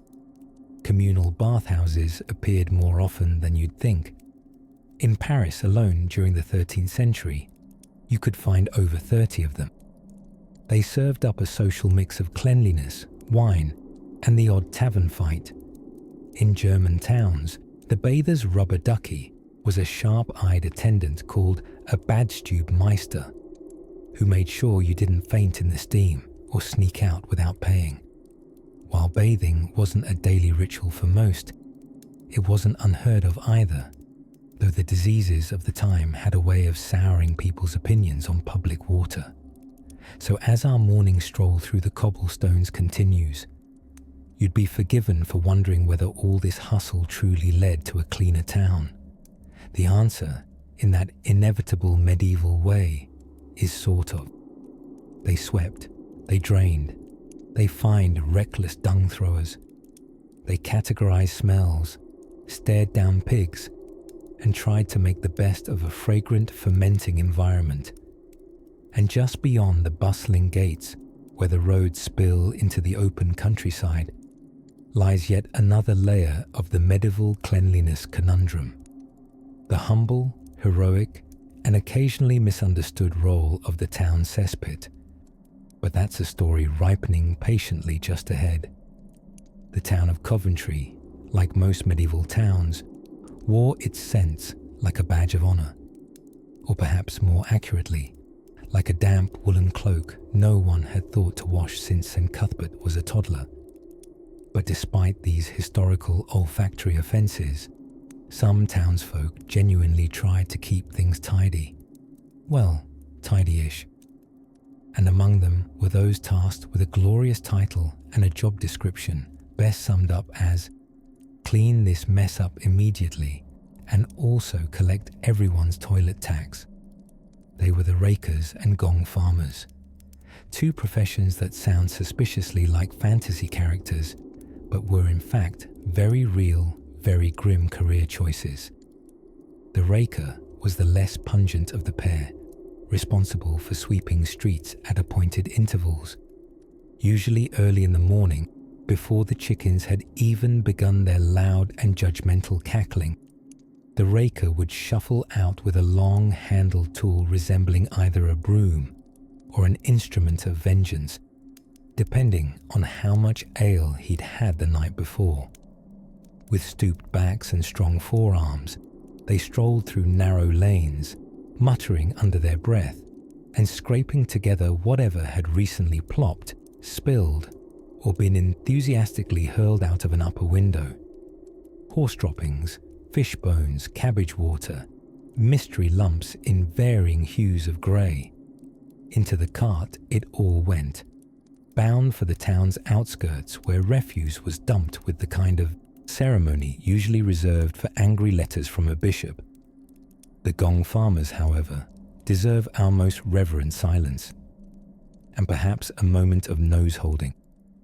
These men, always men, possibly because few women could be convinced to descend into these particular depths, had one job: cleaning out privies. Not the cute modern powder rooms with scented candles, mind you, but deep, ominous cesspits that collected every biological expression the human body could offer, year after blessed year. Armed with what one assumes was at least mild courage and possibly drunk optimism, the gong farmer would slip into these underground containers of horror. There, using buckets, ropes, and the slightly unhinged focus of a man who had seen everything and no longer feared the gods, he would scoop out the fermented gifts of a whole household or inn. This noble, odoriferous cargo was transported at night, by torchlight or moonlight, far beyond the city walls. The smell often arrived in neighbouring villages hours before the cart itself. The people of those villages, bless their innocent nostrils, could only pray that the prevailing winds did not choose violence that day. Interestingly, this muck wasn't just flung into the wilderness and forgotten. Oh no, it was valuable. Once sufficiently aged, a process known as letting it sit there until it decided to be useful, it could become fertilizer, medieval marketing at its finest. Some even sold it to neighbouring farms. Imagine the sales pitch: aged 3 summers and rich in minerals you dare not name. But not all disposal was sanitary, or even vaguely logical. In densely packed towns, some residents believed drains were the answer. Water, they said, would carry the waste away. The fact that said drains emptied into the same rivers from which drinking water was drawn was seen as a minor philosophical conflict rather than a glaring public health issue. The more optimistic might boil their water. The less optimistic drank ale instead, which frankly may have saved more lives than any single sanitation effort of the age. And speaking of public efforts, some towns really tried. They passed ordinances, laws forbidding dumping in certain areas, fines for letting pigs roam free to snack on filth, requirements for households to maintain their own latrines. The effectiveness of these efforts depended heavily on the literacy levels of the citizens in question and whether the mayor cared more about law enforcement or the sheer splendour of his new feathered hat. Of course, municipal cleaning was a grand affair, often contracted out to someone whose cousin had influence and whose rates were suspiciously low. Buckets and carts were counted. Alleyways were inspected. Fines were doled out in coin, eggs, or whatever small bribes the inspector could fit in his voluminous sleeves without his conscience finding out. Still, even with their imperfect methods and pungent heroes of sanitation, medieval towns slowly evolved toward cleanliness, or at least less complete filthiness. Step by grimy step, people began to understand that maybe, just maybe, you shouldn't throw your chamber pot contents out the front window right before market hour. And somewhere in those winding streets, as night settled and the gong farmer's cart creaked its way past the city gates, someone glanced down at their boots, frowned at a suspicious squish, and began to dream of something better. In the hush of cobblestones slick with moonlight, we drift now toward the curious world of medieval public bathhouses, a mixture of soap, scandal, and scalding hot water, which, miraculously, some still thought was bad for the health. In the dusky calm of a medieval evening, as towns were nestled beneath woolen skies and chimney smoke curled like parchment scrolls to the heavens, one of the most crucial jobs in keeping a semblance of cleanliness was underway, though rarely noticed and even less frequently celebrated. Let's take a meandering stroll now through the forgotten world of the medieval street cleaner, or, more appropriately, the raker. Yes, the raker, which might sound like either a pirate or a poorly named gardening tool, but rest assured, the raker was neither of those things, though, honestly, they deserved both an eye patch and a raise. You see, medieval towns didn't have garbage trucks or any concept of waste management in the modern sanitary sense. Instead, there were simple arrangements. Filth happened, and someone eventually raked it away. These brave souls wandered the twisting lanes armed with tools akin to big wooden combs, scraping up piles of who knows what and carting it beyond the town gates where, ideally, it could offend only the wildlife. The nature of the refuse? Well, let's say it was not unlike a medieval surprise sampler, a marvellous medley of fish heads, rotting greens, the odd shoe, and perhaps a goat who had simply given up. The raker's task was Herculean in smell and Sisyphean in despair, especially since people continued to toss more onto the streets, even as the raker tidied them. A bit like trying to clean up during a food fight, but without gloves or gratitude. The job came with hazards. Entire manuscripts of complaints were filed, shouted, about slips, falls, and mysterious puddles lurking in darkness. Mysterious puddle was medieval shorthand for don't ask unless you like disappointment. Town councils did, eventually, try to regulate the chaos. By the 14th century, cities like London passed ordinances forbidding citizens from dumping refuse from their windows. The idea was noble, though frail. The enforcement was patchy at best. While you might have a town constable patrolling now and then, calling out, "Oi, no chamber pots from the second floor," the odds of catching an offender mid-pour were slim. Timing was everything. One solution involved designated rubbish heaps on the town's outskirts. These were cheerful little piles, often rank, rarely organized, where people might bravely deposit their waste. But in true human fashion, many chose the simpler option, moving the waste from one forbidden spot to a slightly less forbidden one, say, not directly under the mayor's window. Still, our rakers pressed on.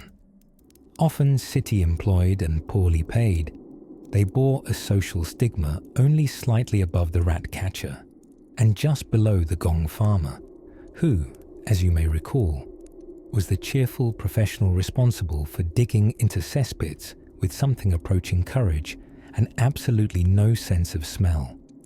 Yet there was a quiet dignity to the raker's shuffle.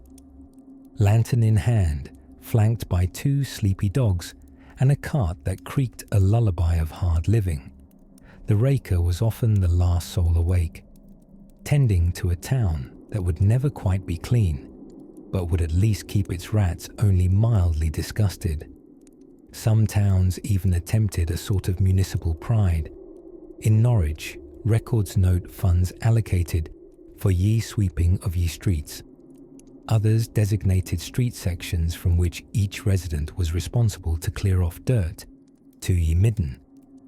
A pile with a name that makes you want to burn your shoes. Compliance, as always, was like a medieval New Year's resolution. Earnest at first, forgotten by midsummer. The raker's world was one of subtle rhythms, the scrape of metal against stone, the faint squelch of progress, the whistle of nighttime wind winding around half-timbered corners. It was a strange lullaby of labour, performed while others slept, often unseen, sometimes cursed, and nearly always underappreciated. Yet without them, the town's delicate balance between function and filth would collapse faster than a thatched roof under a sneezy cow. And so, as the moon climbs shyly behind a crooked weather vane and the last raker disappears around the corner, lantern swinging, we find ourselves wondering, what happens when towns grow bigger, more chaotic and far dirtier? Soon, we shall explore a profession that rose out of necessity and turned poop into power. By the time the sun yawned its way over the crooked rooftops of a medieval town, a new day of bustling trade, bad decisions, and suspicious puddles had already begun. Streets woke not with chimes or fanfare, but with the rhythmic clattering of wooden carts, the distant bleating of escape-minded goats, and the unmistakable slosh of someone emptying a chamber pot into the alley. Because nothing says "good morning, neighbour," quite like airborne waste from the second floor. As we wander gently through this charming chaos, let's pause to admire one of the lesser-sung heroes of medieval municipal management, the street sweeper. Not an official one, mind you. That job title wouldn't exist for several more centuries, but there were always those who, either by civic spirit or the promise of a few pence, took it upon themselves to push back the tide of filth that threatened to overtake their cobbled universe. With little more than a broom fashioned from bound twigs, a bucket that used to hold something questionable, and an admirable tolerance for mystery smells, these proto-sanitation workers did what they could to keep the streets navigable, if not exactly fragrant. It was humble work, unsung, and often rewarded only with a crust of bread and the occasional shout of "watch your feet." One early morning favourite was sweeping out the remnants of yesterday's market, squished onions, abandoned turnips, a fermented apple behaving like it had far too much mead the night before. And let us not forget the bits and pieces of fish that had definitely not aged gracefully overnight. These items, if left unattended, became what the more poetic chroniclers might have referred to as urban slime. But our brave sweepers tackled it all with commendable stoicism, and a fairly regular need to rinse their boots in the river. Speaking of rivers, you may be tempted to imagine them as dreamy pastoral features, perhaps with ducks quacking contentedly amidst water lilies. Sadly, no. In many towns, the local river enjoyed a side hustle as a universal dumping ground. Waste from tanners, dyers, and households alike took a rather unceremonious plunge into the current. This led to shimmering ribbons of unnatural colour and the kind of smell that made you reevaluate your life choices. Over time, some towns did attempt mild interventions. Certain bridges were outfitted with fines for people caught flinging certain items over the side. Not that anyone enforced them, but it provided moral structure, like putting a do not touch sign on a cake. However, life in the medieval streets wasn't all decay and bucket tossing. Every so often, a big cleaning effort would sweep through a town like a fresh breeze. Well, more like a slightly less foul breeze. Perhaps a royal visitor was expected, or a new bishop was taking over, or the local guild just didn't want to look like total barbarians. Then, and only then, street after street might be scrubbed with sand and maybe even perfumed with herbs, assuming someone had enough spare rosemary lying around. It wasn't uncommon during such efforts for barrels of water to be brought in, sometimes mixed with vinegar or wine dregs in a noble, misplaced attempt at sanitation. The townsfolk would cheerfully slosh the mixture around, completely convinced that liquids with strong opinions could chase away the lurking miasmas, the invisible fog of doom blamed for everything from toothaches to plagues. But perhaps most fascinating was the occasional use of flowers. Yes, before they adorned banquet halls or ill-fated love letters, flowers in some towns were strewn across thresholds and even in the streets during festivals and holy days, offering not just beauty, but a modest, humidity-friendly attempt to fight off the worst of the stink. A town in celebration might suddenly smell of crushed thyme and rose petals instead of day-old eel stew. This was, of course, a temporary reprieve, but like a nap in the middle of a very long and chaotic day, sometimes temporary peace is the best kind. So as the day wore on, and the sweepers retreated to their own modest meals, the streets took a small, wobbling step toward tidiness. Not exactly clean, not exactly foul, but somewhere in the manageable middle, where unwanted fruit peels and noble intentions cohabitated under the watchful gaze of a slightly confused chicken. And as the sun dipped behind the spindly chimneys and the smell of evening stews filled the air with hope, or at least onions, we look beyond the streets, toward what truly carried the weight of cleanliness in public life. The rules, the proclamations, the fines, the well-meaning, rarely enforced municipal laws that guided the great medieval debate about where exactly human waste should go. There was one particular medieval institution that tried, ever so nobly, to bring order to the chaos of urban grime. No, not the king, certainly not the bishop, and not even the town baker, although he did his part by burning things thoroughly.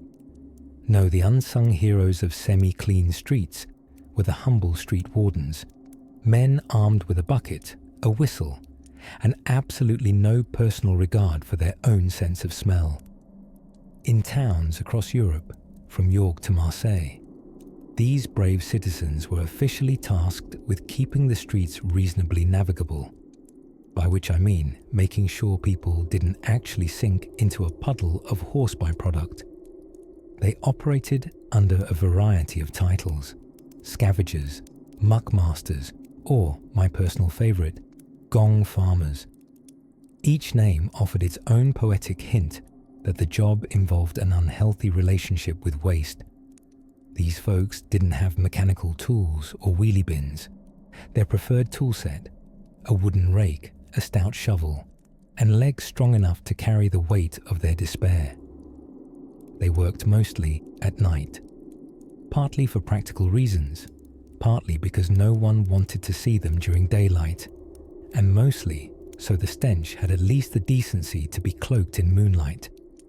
The job of the gong farmer, this remarkable individual, was perhaps the pinnacle of olfactory courage. While the street warden dealt in surface messes, the gong farmer specialized in what lay beneath. Medieval latrines, especially those in towns, often emptied into cesspits, charming underground dungeons of human relief. These needed to be cleaned, albeit rarely and with much protest. And so, when the time came, perhaps once a year, If the pit had been unusually optimistic, they'd call in the gong farmer. He or she, but mostly he, would climb down into the pit with a scraping tool that I shall describe only as sufficiently unpleasant. There, in lantern-lit gloom, he would shovel human waste into large barrels, which he would then transport, often via cart, to the town outskirts, or in some particularly enterprising towns, to local farmers who valued the fertilizer and were not yet possessed of functioning noses. One might think being a professional pit cleaner would lower one's social standing, but curiously, it didn't. Gong farmers were paid surprisingly well.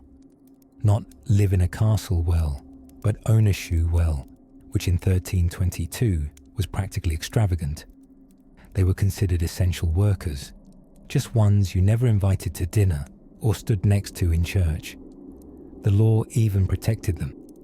They had designated dumping grounds, often more politely called lay stalls, and strict rules determined when and where they could work. In London, you weren't allowed to transport human waste through the streets after the ringing of the curfew bell, possibly because no one wanted their evening stroll punctuated by a trolley of misery squeaking by. Of course, none of this was particularly efficient. Sometimes, when the situation became dire, cesspits would overflow, not metaphorically, with shocking sincerity. You'd wake up, and there it was, a small creek forming behind your stable. Entire neighborhoods would file extra paperwork, that is, complain loudly, to build new ditches. These became a medieval arms race of who can divert the smelliest stream the farthest away. So it's safe to say that cleanliness, in the medieval mind, was often a game of out of sight, out of nostrils. Interestingly, towns began to introduce rudimentary sewage systems, not Roman aqueduct-style engineering marvels, but something more akin to covered ditches. Stone-lined channels would funnel waste and rainwater downhill, ideally out of town, but sometimes, tragically, into the town next door. More than one intermunicipal feud began with one village accusing another of poop piracy. Still, these improvements weren't driven by hygiene exactly. They were driven by law, odor, and the desperate cry of over-squished boots slipping in muck. When the street became impassable, action was taken. Policies were made. Things were occasionally scraped. And among this scraping, this shoveling, and this never quite dry sludge, you can sense the remarkable resilience of the medieval townspeople. Their hope, their belief that one day, by mud or by mule, they might tread a path unblemished by last Thursday's chamber pot. Now, speaking of things left behind and paths best avoided, there's something rather interesting to be said about town taverns and their peculiar approach to indoor cleanliness. Let us drift now into the curious world of medieval professional cleaning staff, by which I mean, of course, pigs. Yes, that's right. While modern cities hire sanitation workers in reflective vests and well-labelled trucks, many medieval towns had an altogether more oink-scented approach to street maintenance. Pigs, you see, those squat, snuffling garbage disposals on legs, were unofficial members of the urban clean-up crew. Released into the streets each day, these porcine pioneers would happily consume scraps, offal, and any other semi-edible detritus left by humans who were, let's say, less than fastidious. There's something oddly endearing, if mildly unsanitary, about imagining a grunting pig shuffling past a baker's stall, pausing to enjoy half a meat pie that fell into the gutter 3 days ago. To the pig, it's a 5-star dining experience. To the townsfolk, well, at least the streets were slightly less sticky.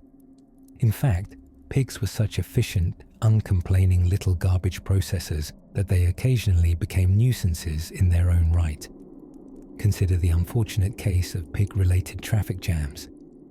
In some towns, herds of swine roaming freely grew large enough to require actual regulations.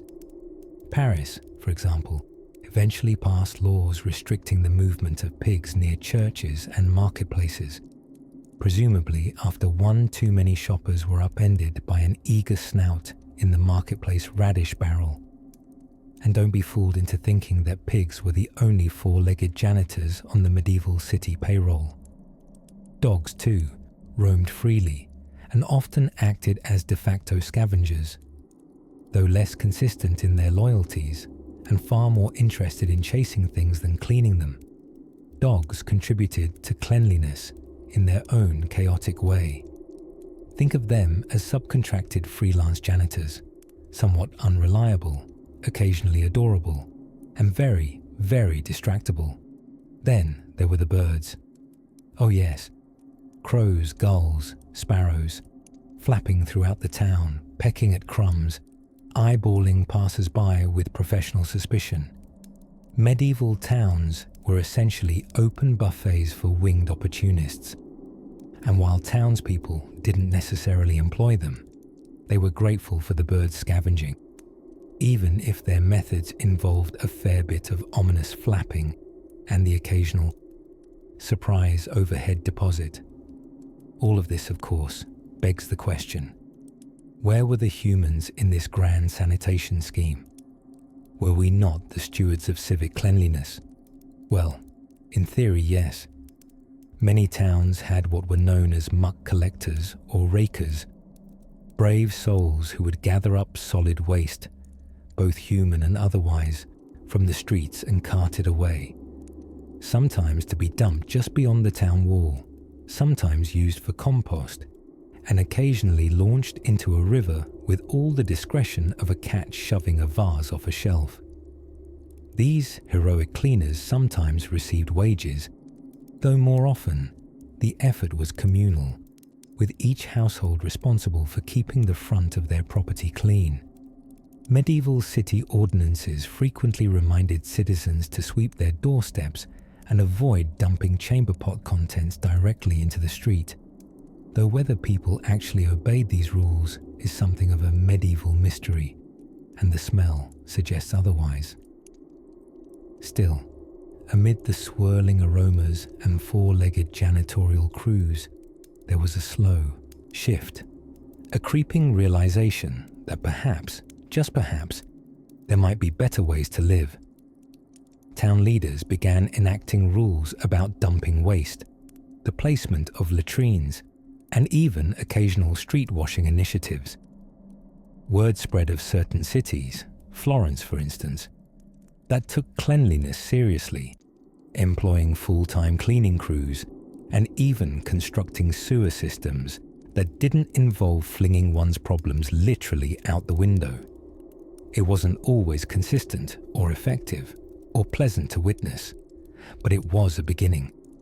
A murky, pig-powered, bird-accompanied beginning.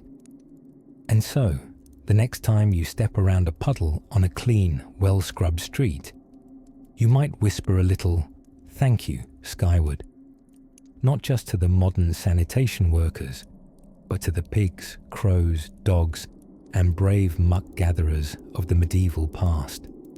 They paved, if not the way, then at least the cobblestones.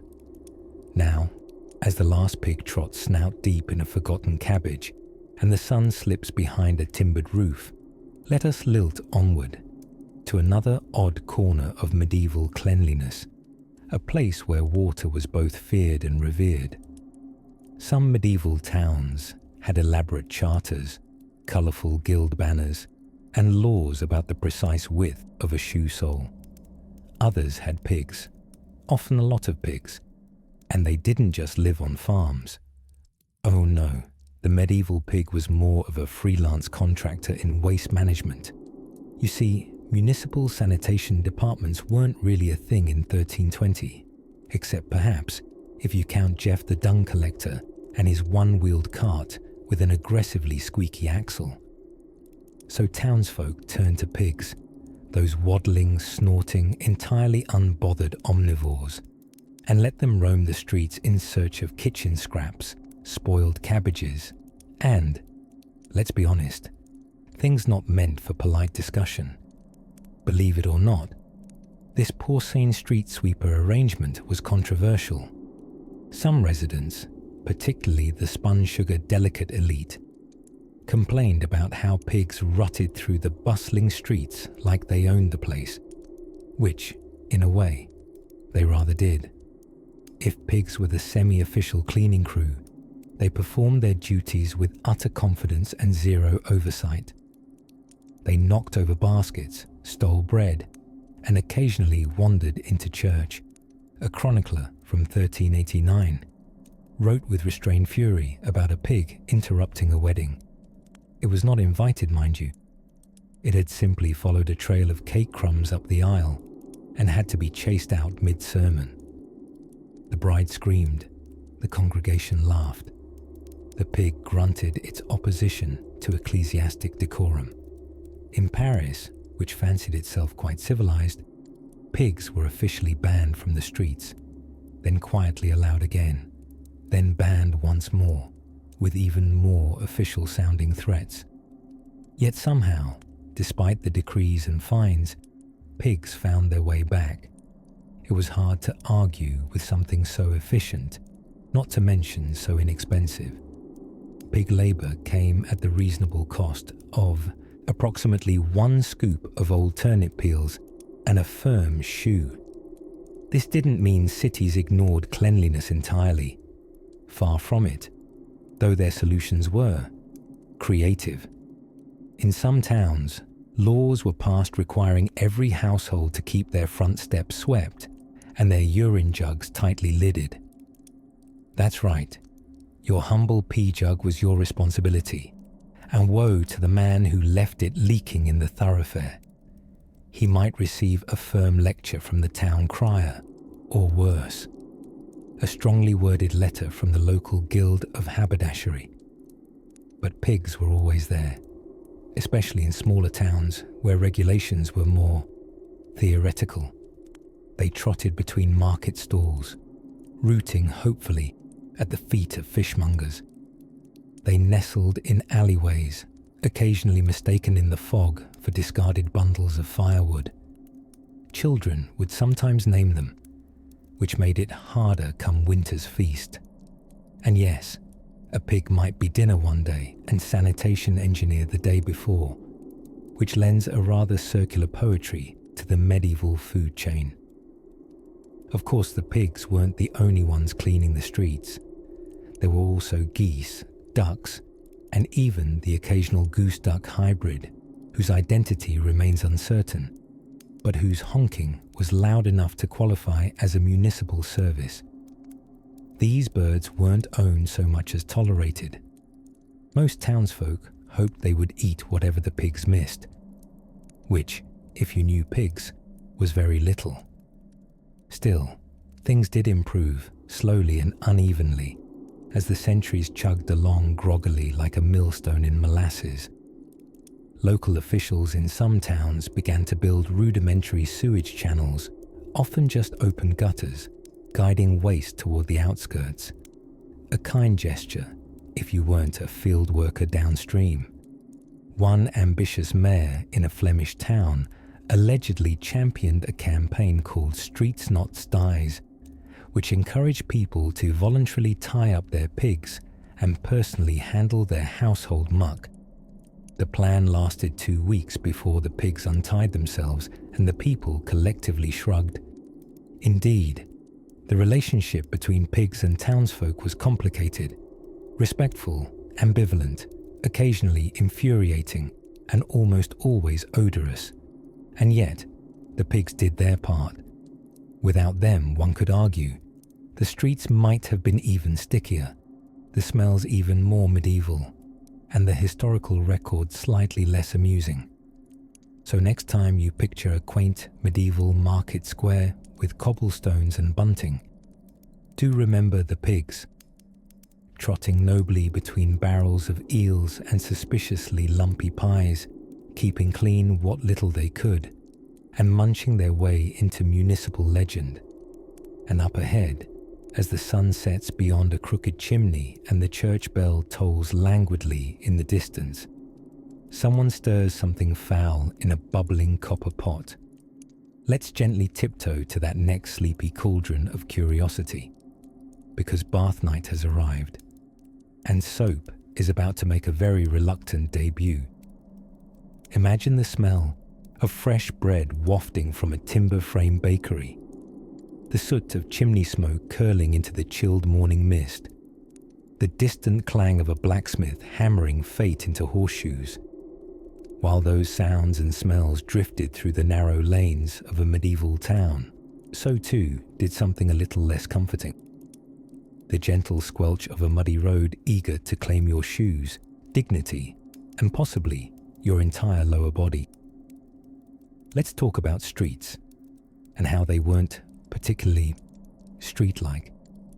See, medieval streets weren't built for grace or grandeur. They were built by accident. They started as muddy cow paths travelled by actual cows, and then promoted themselves to roads, mostly by existing long enough for people to give up and accept them. There were very few city planners, and those who did try their hands at it often had goals such as making sure carts didn't get stuck in the same hole for 3 weeks straight. That was considered infrastructural success. As towns grew more crowded, space was a precious commodity. This meant that buildings weren't just next to the streets, they sprawled over them. Timbers leaned in either from age or enthusiastic medieval carpentry, and upper stories stretched out like nosy aunts trying to overhear gossip. Some streets grew so narrow and dark that even sunlight would have had to ask permission to enter. Now, sanitation, or the enthusiastic lack thereof, had all kinds of interesting consequences for these charming passageways. Let's say you're walking through one of these medieval lanes, minding your medieval business, perhaps humming a Gregorian chant. Suddenly, a shout rings out from above. Gardez-vous. This was warning speak in various parts of Europe. It meant, please don't look up, but something unfortunate is about to fall, and you're under it. Yes, that's right. Above your head, someone was hurling the contents of their chamber pot out the window.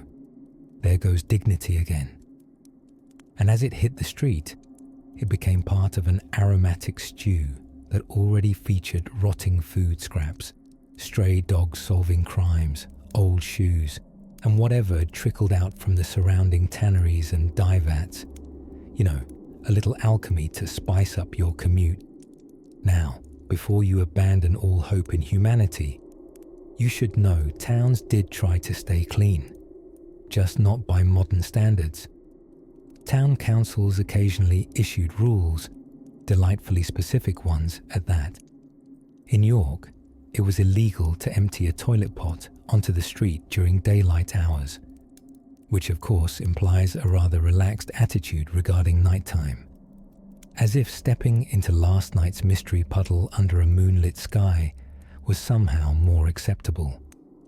In some cities, there were laws about keeping wells and water sources clean. People weren't completely unaware of hygiene. They just didn't have germ theory or a particularly robust understanding of maybe don't mix your drinking water with your neighbor's bathtub runoff. When these rules failed, and oh, did they often, there was always the human sponge of medieval maintenance, the muckraker. This humble worker had the heroic task of scraping all the street goo into carts and doing something with it, probably selling it to farmers or flinging it further downriver. Even they weren't always sure. Muckrakers had an odd sense of social standing, reviled by the nose, but appreciated by the survival instinct. A good rake could make the difference between unbearable and merely unpleasant. The town might banish your uncle for stealing a pig, but your muckraker, well, he got a Christmas goat. To make matters more festive, towns sometimes attempted to install rudimentary drainage systems canals and narrow brick gutters called kennels that funnily enough bore no relation to dogs, though plenty of dogs use them. These waterways moved waste along, slowly, like a melancholic river of decisions no one was proud of. But over time, especially as medieval gave way to very early modern, some cities began paving roads. At first, this was more about carriage wheels and noble egos than hygiene, but it had the happy side effect of marginally less swamp beneath your boots. Towns even started to slope roads intentionally, so the garbage water would go somewhere else, preferably somewhere downstream. Let it be some other village's problem. In the simplest of ways, the medieval street began its slow, mucky transformation from chaotic compost track to something that merely required a strong pair of boots and a forgetful nose. And speaking of forgetful noses, buried somewhere in this olfactory tapestry was one more institution clinging to cleanliness. Not for your health necessarily, but for entirely different reasons. While it would be delightful to imagine that medieval towns smelled like wild herbs and freshly baked bread, the truth is, rather more textured. By now, dear dreamer, you've bravely walked through the botched public latrines, the mud-slushed alleyways, and the cabbage-scented storm drains of medieval municipal hygiene. Yet one fragrant mystery remains. What did people of the Middle Ages do about the air itself? Yes, let's talk about the air. Today we light a lavender candle or plug in something called vanilla rainforest breeze, but medieval folk had a different relationship with odours. Not only was scent a part of everyday life, it meant things. Before germ theory tiptoed quietly onto the stage in the 19th century, foul smells were widely considered signs of invisible dangers known poetically and tragically as miasmas. A miasma wasn't a ghost exactly. It didn't knock over chamber pots or moan when your soup was too cold. Instead, it was a sort of noxious fog, a heavy air marinated in decay and misbehavior.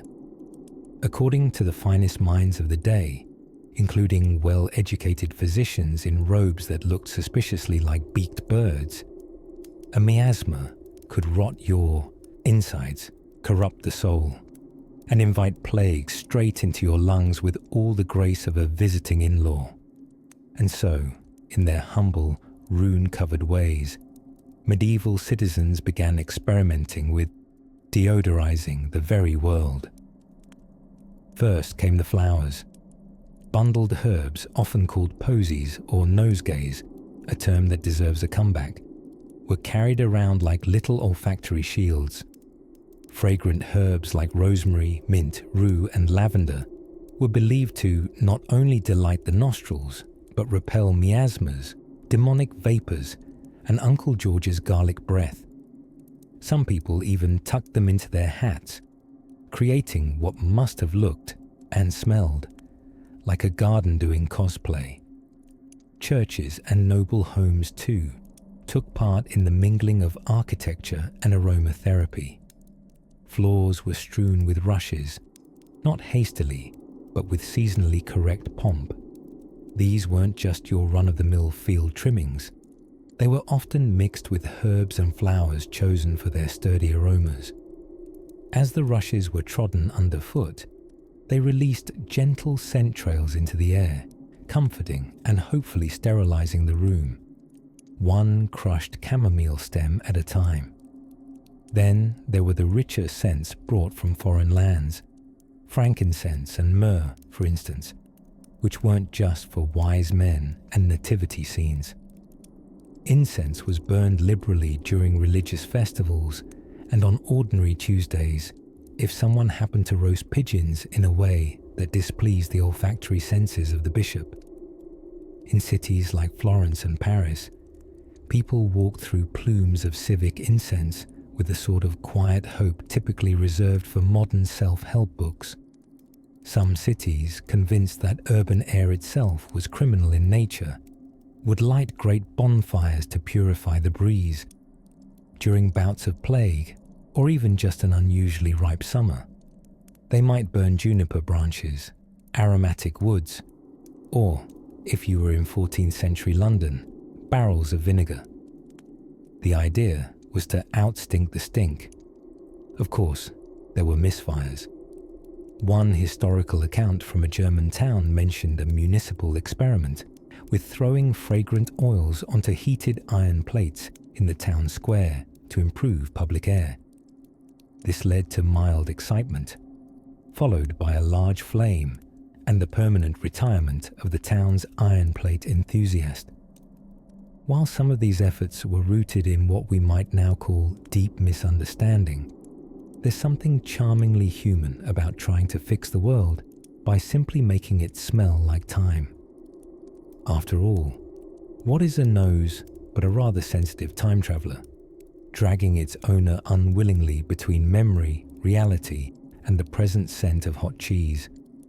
So imagine, as you drift on the edge of sleep, a twilight street in a medieval town. There is a woman walking slowly with a bundle of rosemary in her hand. A baker dusts his steps with marjoram. A child runs by clutching a satchel of sage, unaware that he is, in his tiny way, warding off invisible dangers. Somewhere, nearby, a friar sneezes ceremoniously and dabs his beak-like mask with rose oil. The air carries it all, stench and sweetness, fear and hope, old science and stories not yet told. And still ahead, soft as the smoke from a juniper fire, a finer mystery awaits. As twilight dimmed the candle-lit cobble lanes, the town night watch would creak into motion, slowly and likely complaining about their feet. These were not the knights of gleaming renown, nor the sharp-eyed hawks of justice. No, these were usually regular townsmen, gruff shoemakers by day, semi-alert guardians of cleanliness by night. Armed with a lantern, a halberd too heavy for one hand, and more moustache than discipline, they wandered the narrow alleys, sniffing for trouble, and invariably finding something far more pungent, because one of their lesser-known duties, tucked sideways into their scrolls and sleep-deprived minds, was to monitor public hygiene infractions, a sort of medieval neighborhood watch meets garbage patrol. Now, you might think, surely no one enforced laws about street filth in the 1300s. But, dear listener, you'd be delightfully mistaken. You see, somewhere between saving the town from thieves and staying awake through the frost, the night watch might call out if waste had been thrown from an upper window, violating the accepted cry of Gardez-le, a mangled French attempt at Regardez-le, or look out for the water. It was less of a warning and more a perfunctory exclamation before tossing an afternoon's chamber pot contents into the street. Should the cry be omitted, or especially if the target was accidentally, struck, fines could be levied. Offenders might be publicly shamed or slapped with a fee roughly equivalent to 3 chickens and a skeptical stare. Towns had rules, you see, and rather a lot of them. Local ordinances dictated who could clean what, when pigs could wander free, and even where one was permitted to empty their bladder if caught between taverns of dubious hospitality. There were alleluias of regulations, written in Latin so complicated even monks would squint. Some of these rules read more like stand-up routines than civil expectations. Take London, for example, a city that was frequently at war with its own mud. City fathers in the 14th century issued mandates about keeping roads passable, which involved prohibiting the dumping of fish guts, tanner's scraps, or anything that might have once had meaningful conversations with a goat. Professionals were told to clean up after themselves, though compliance was, shall we say, hopeful. And yet, despite these efforts, the streets remained a colourful tapestry of waste, wool tufts, and mystery puddles. Town criers would read fines aloud in the market square, naming those who let their offal pile up or failed to drag their swine politely through the mud. Fines ranged from a penny to a few shillings, enough to sting, but not reform. As history's great lesson often goes, people would rather pay a fee than scoop their own mess. Some cities got creative. In Lübeck, the proud medieval jewel of the Hanseatic League, night soil, yes, that is the actual term for what you are imagining, was collected in barrels and carted away just before dawn. The process was noble in purpose, but less so in scent. In theory, this system brought cleaner streets. In practice, it offered only a race against fermentation. And perhaps nowhere was the battle against filth more spirited than in Paris, where engineers dug cesspits and drainage channels with the ambitious, though misplaced, optimism of stoic tortoises. Parisian streets had statutes regarding water channels and gutter cleaning, though many locals saw these not as health regulations, but exciting new places to empty soup pots. It was within this tangle of quiet enforcement and noisy evasion that cleanliness laws lived, not as tyrannical commands from above, but shared understandings that towns were only livable when everyone agreed not to do their worst in public. Evening prayers mingled with the clunking of emptying platters and the hissing of spilled ale, and as the square quieted, the scent of baked hay and charcoal returned. Somewhere, a town clerk dozed beside his parchment-strewn desk, dreaming of a future where regulations might actually be enforced and people might stop feeding their poultry in church pews. And so, softly, as the moon waltzed across the gabled rooftops, the streets rested for another cycle of hopeful order and human mischief. The watchmen leaned on doorways, their lanterns croaking against the wind, listening to the hush between the hooves and wondering just who had thrown a fish head into the bakery stairwell.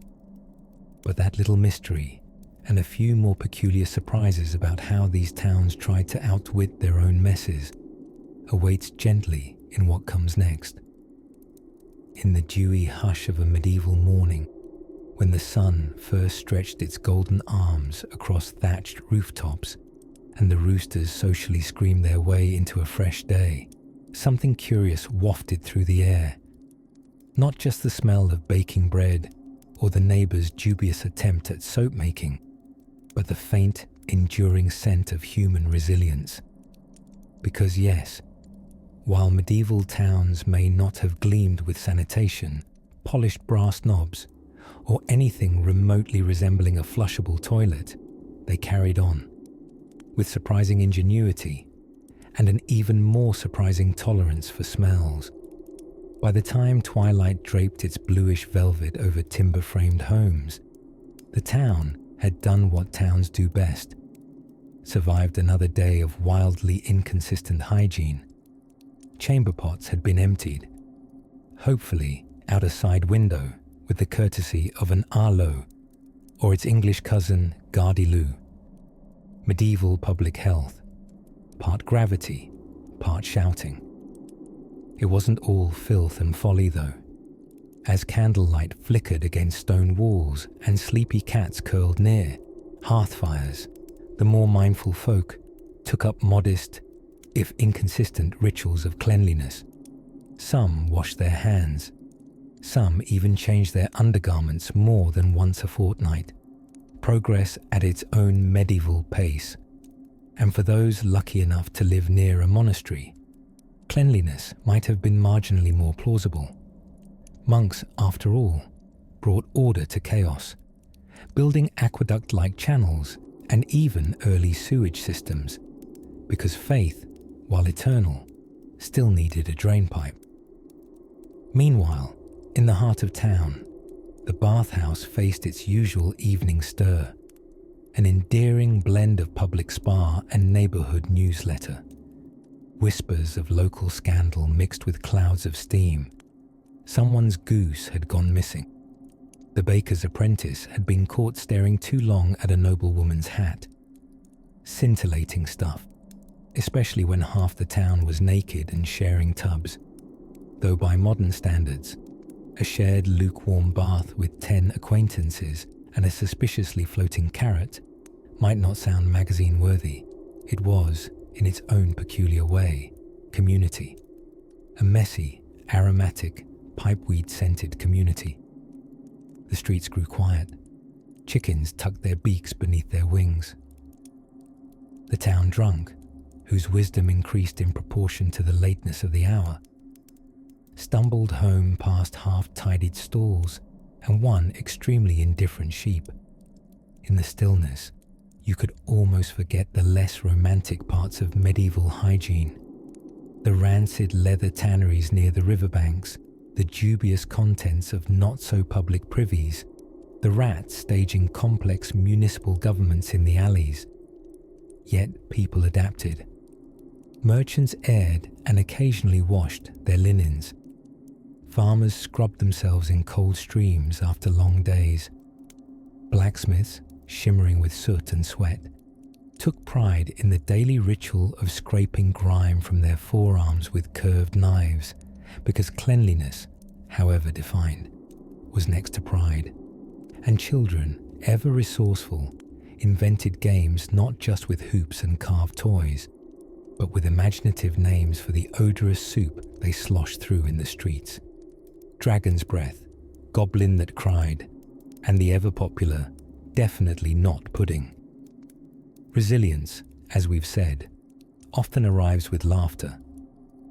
As the large town bell hummed its final note of the day, and tapers flickered behind shuttered windows, you might hear a lone lute strumming from an upstairs chamber. A melody plucked softly for no one in particular. Just the stars, the moon, and maybe the cheese merchant 2 doors down, who hadn't slept since the fool goat incident. And so, the town, in all its grimy grandeur, drifted to sleep. Because despite the rot and the runoff, the chamber pots, and the questionable decisions involving pickled onions, life persisted. Not cleanly, not politely, but with tenacity, humour, and an occasional herbal poultice. And maybe that's the real secret hiding inside the history of medieval hygiene. Not that people lived in filth, but that they lived through it, with grit, with invention, and with an absolutely astonishing tolerance for smells that could singe your eyebrows. Now, let your eyes grow heavy as the echoes of distant hooves fade into the dark. The town sleeps, and so shall you. Good night, traveller. Let the muddy streets and murmured gossip of long ago twilight carry you gently toward dreams.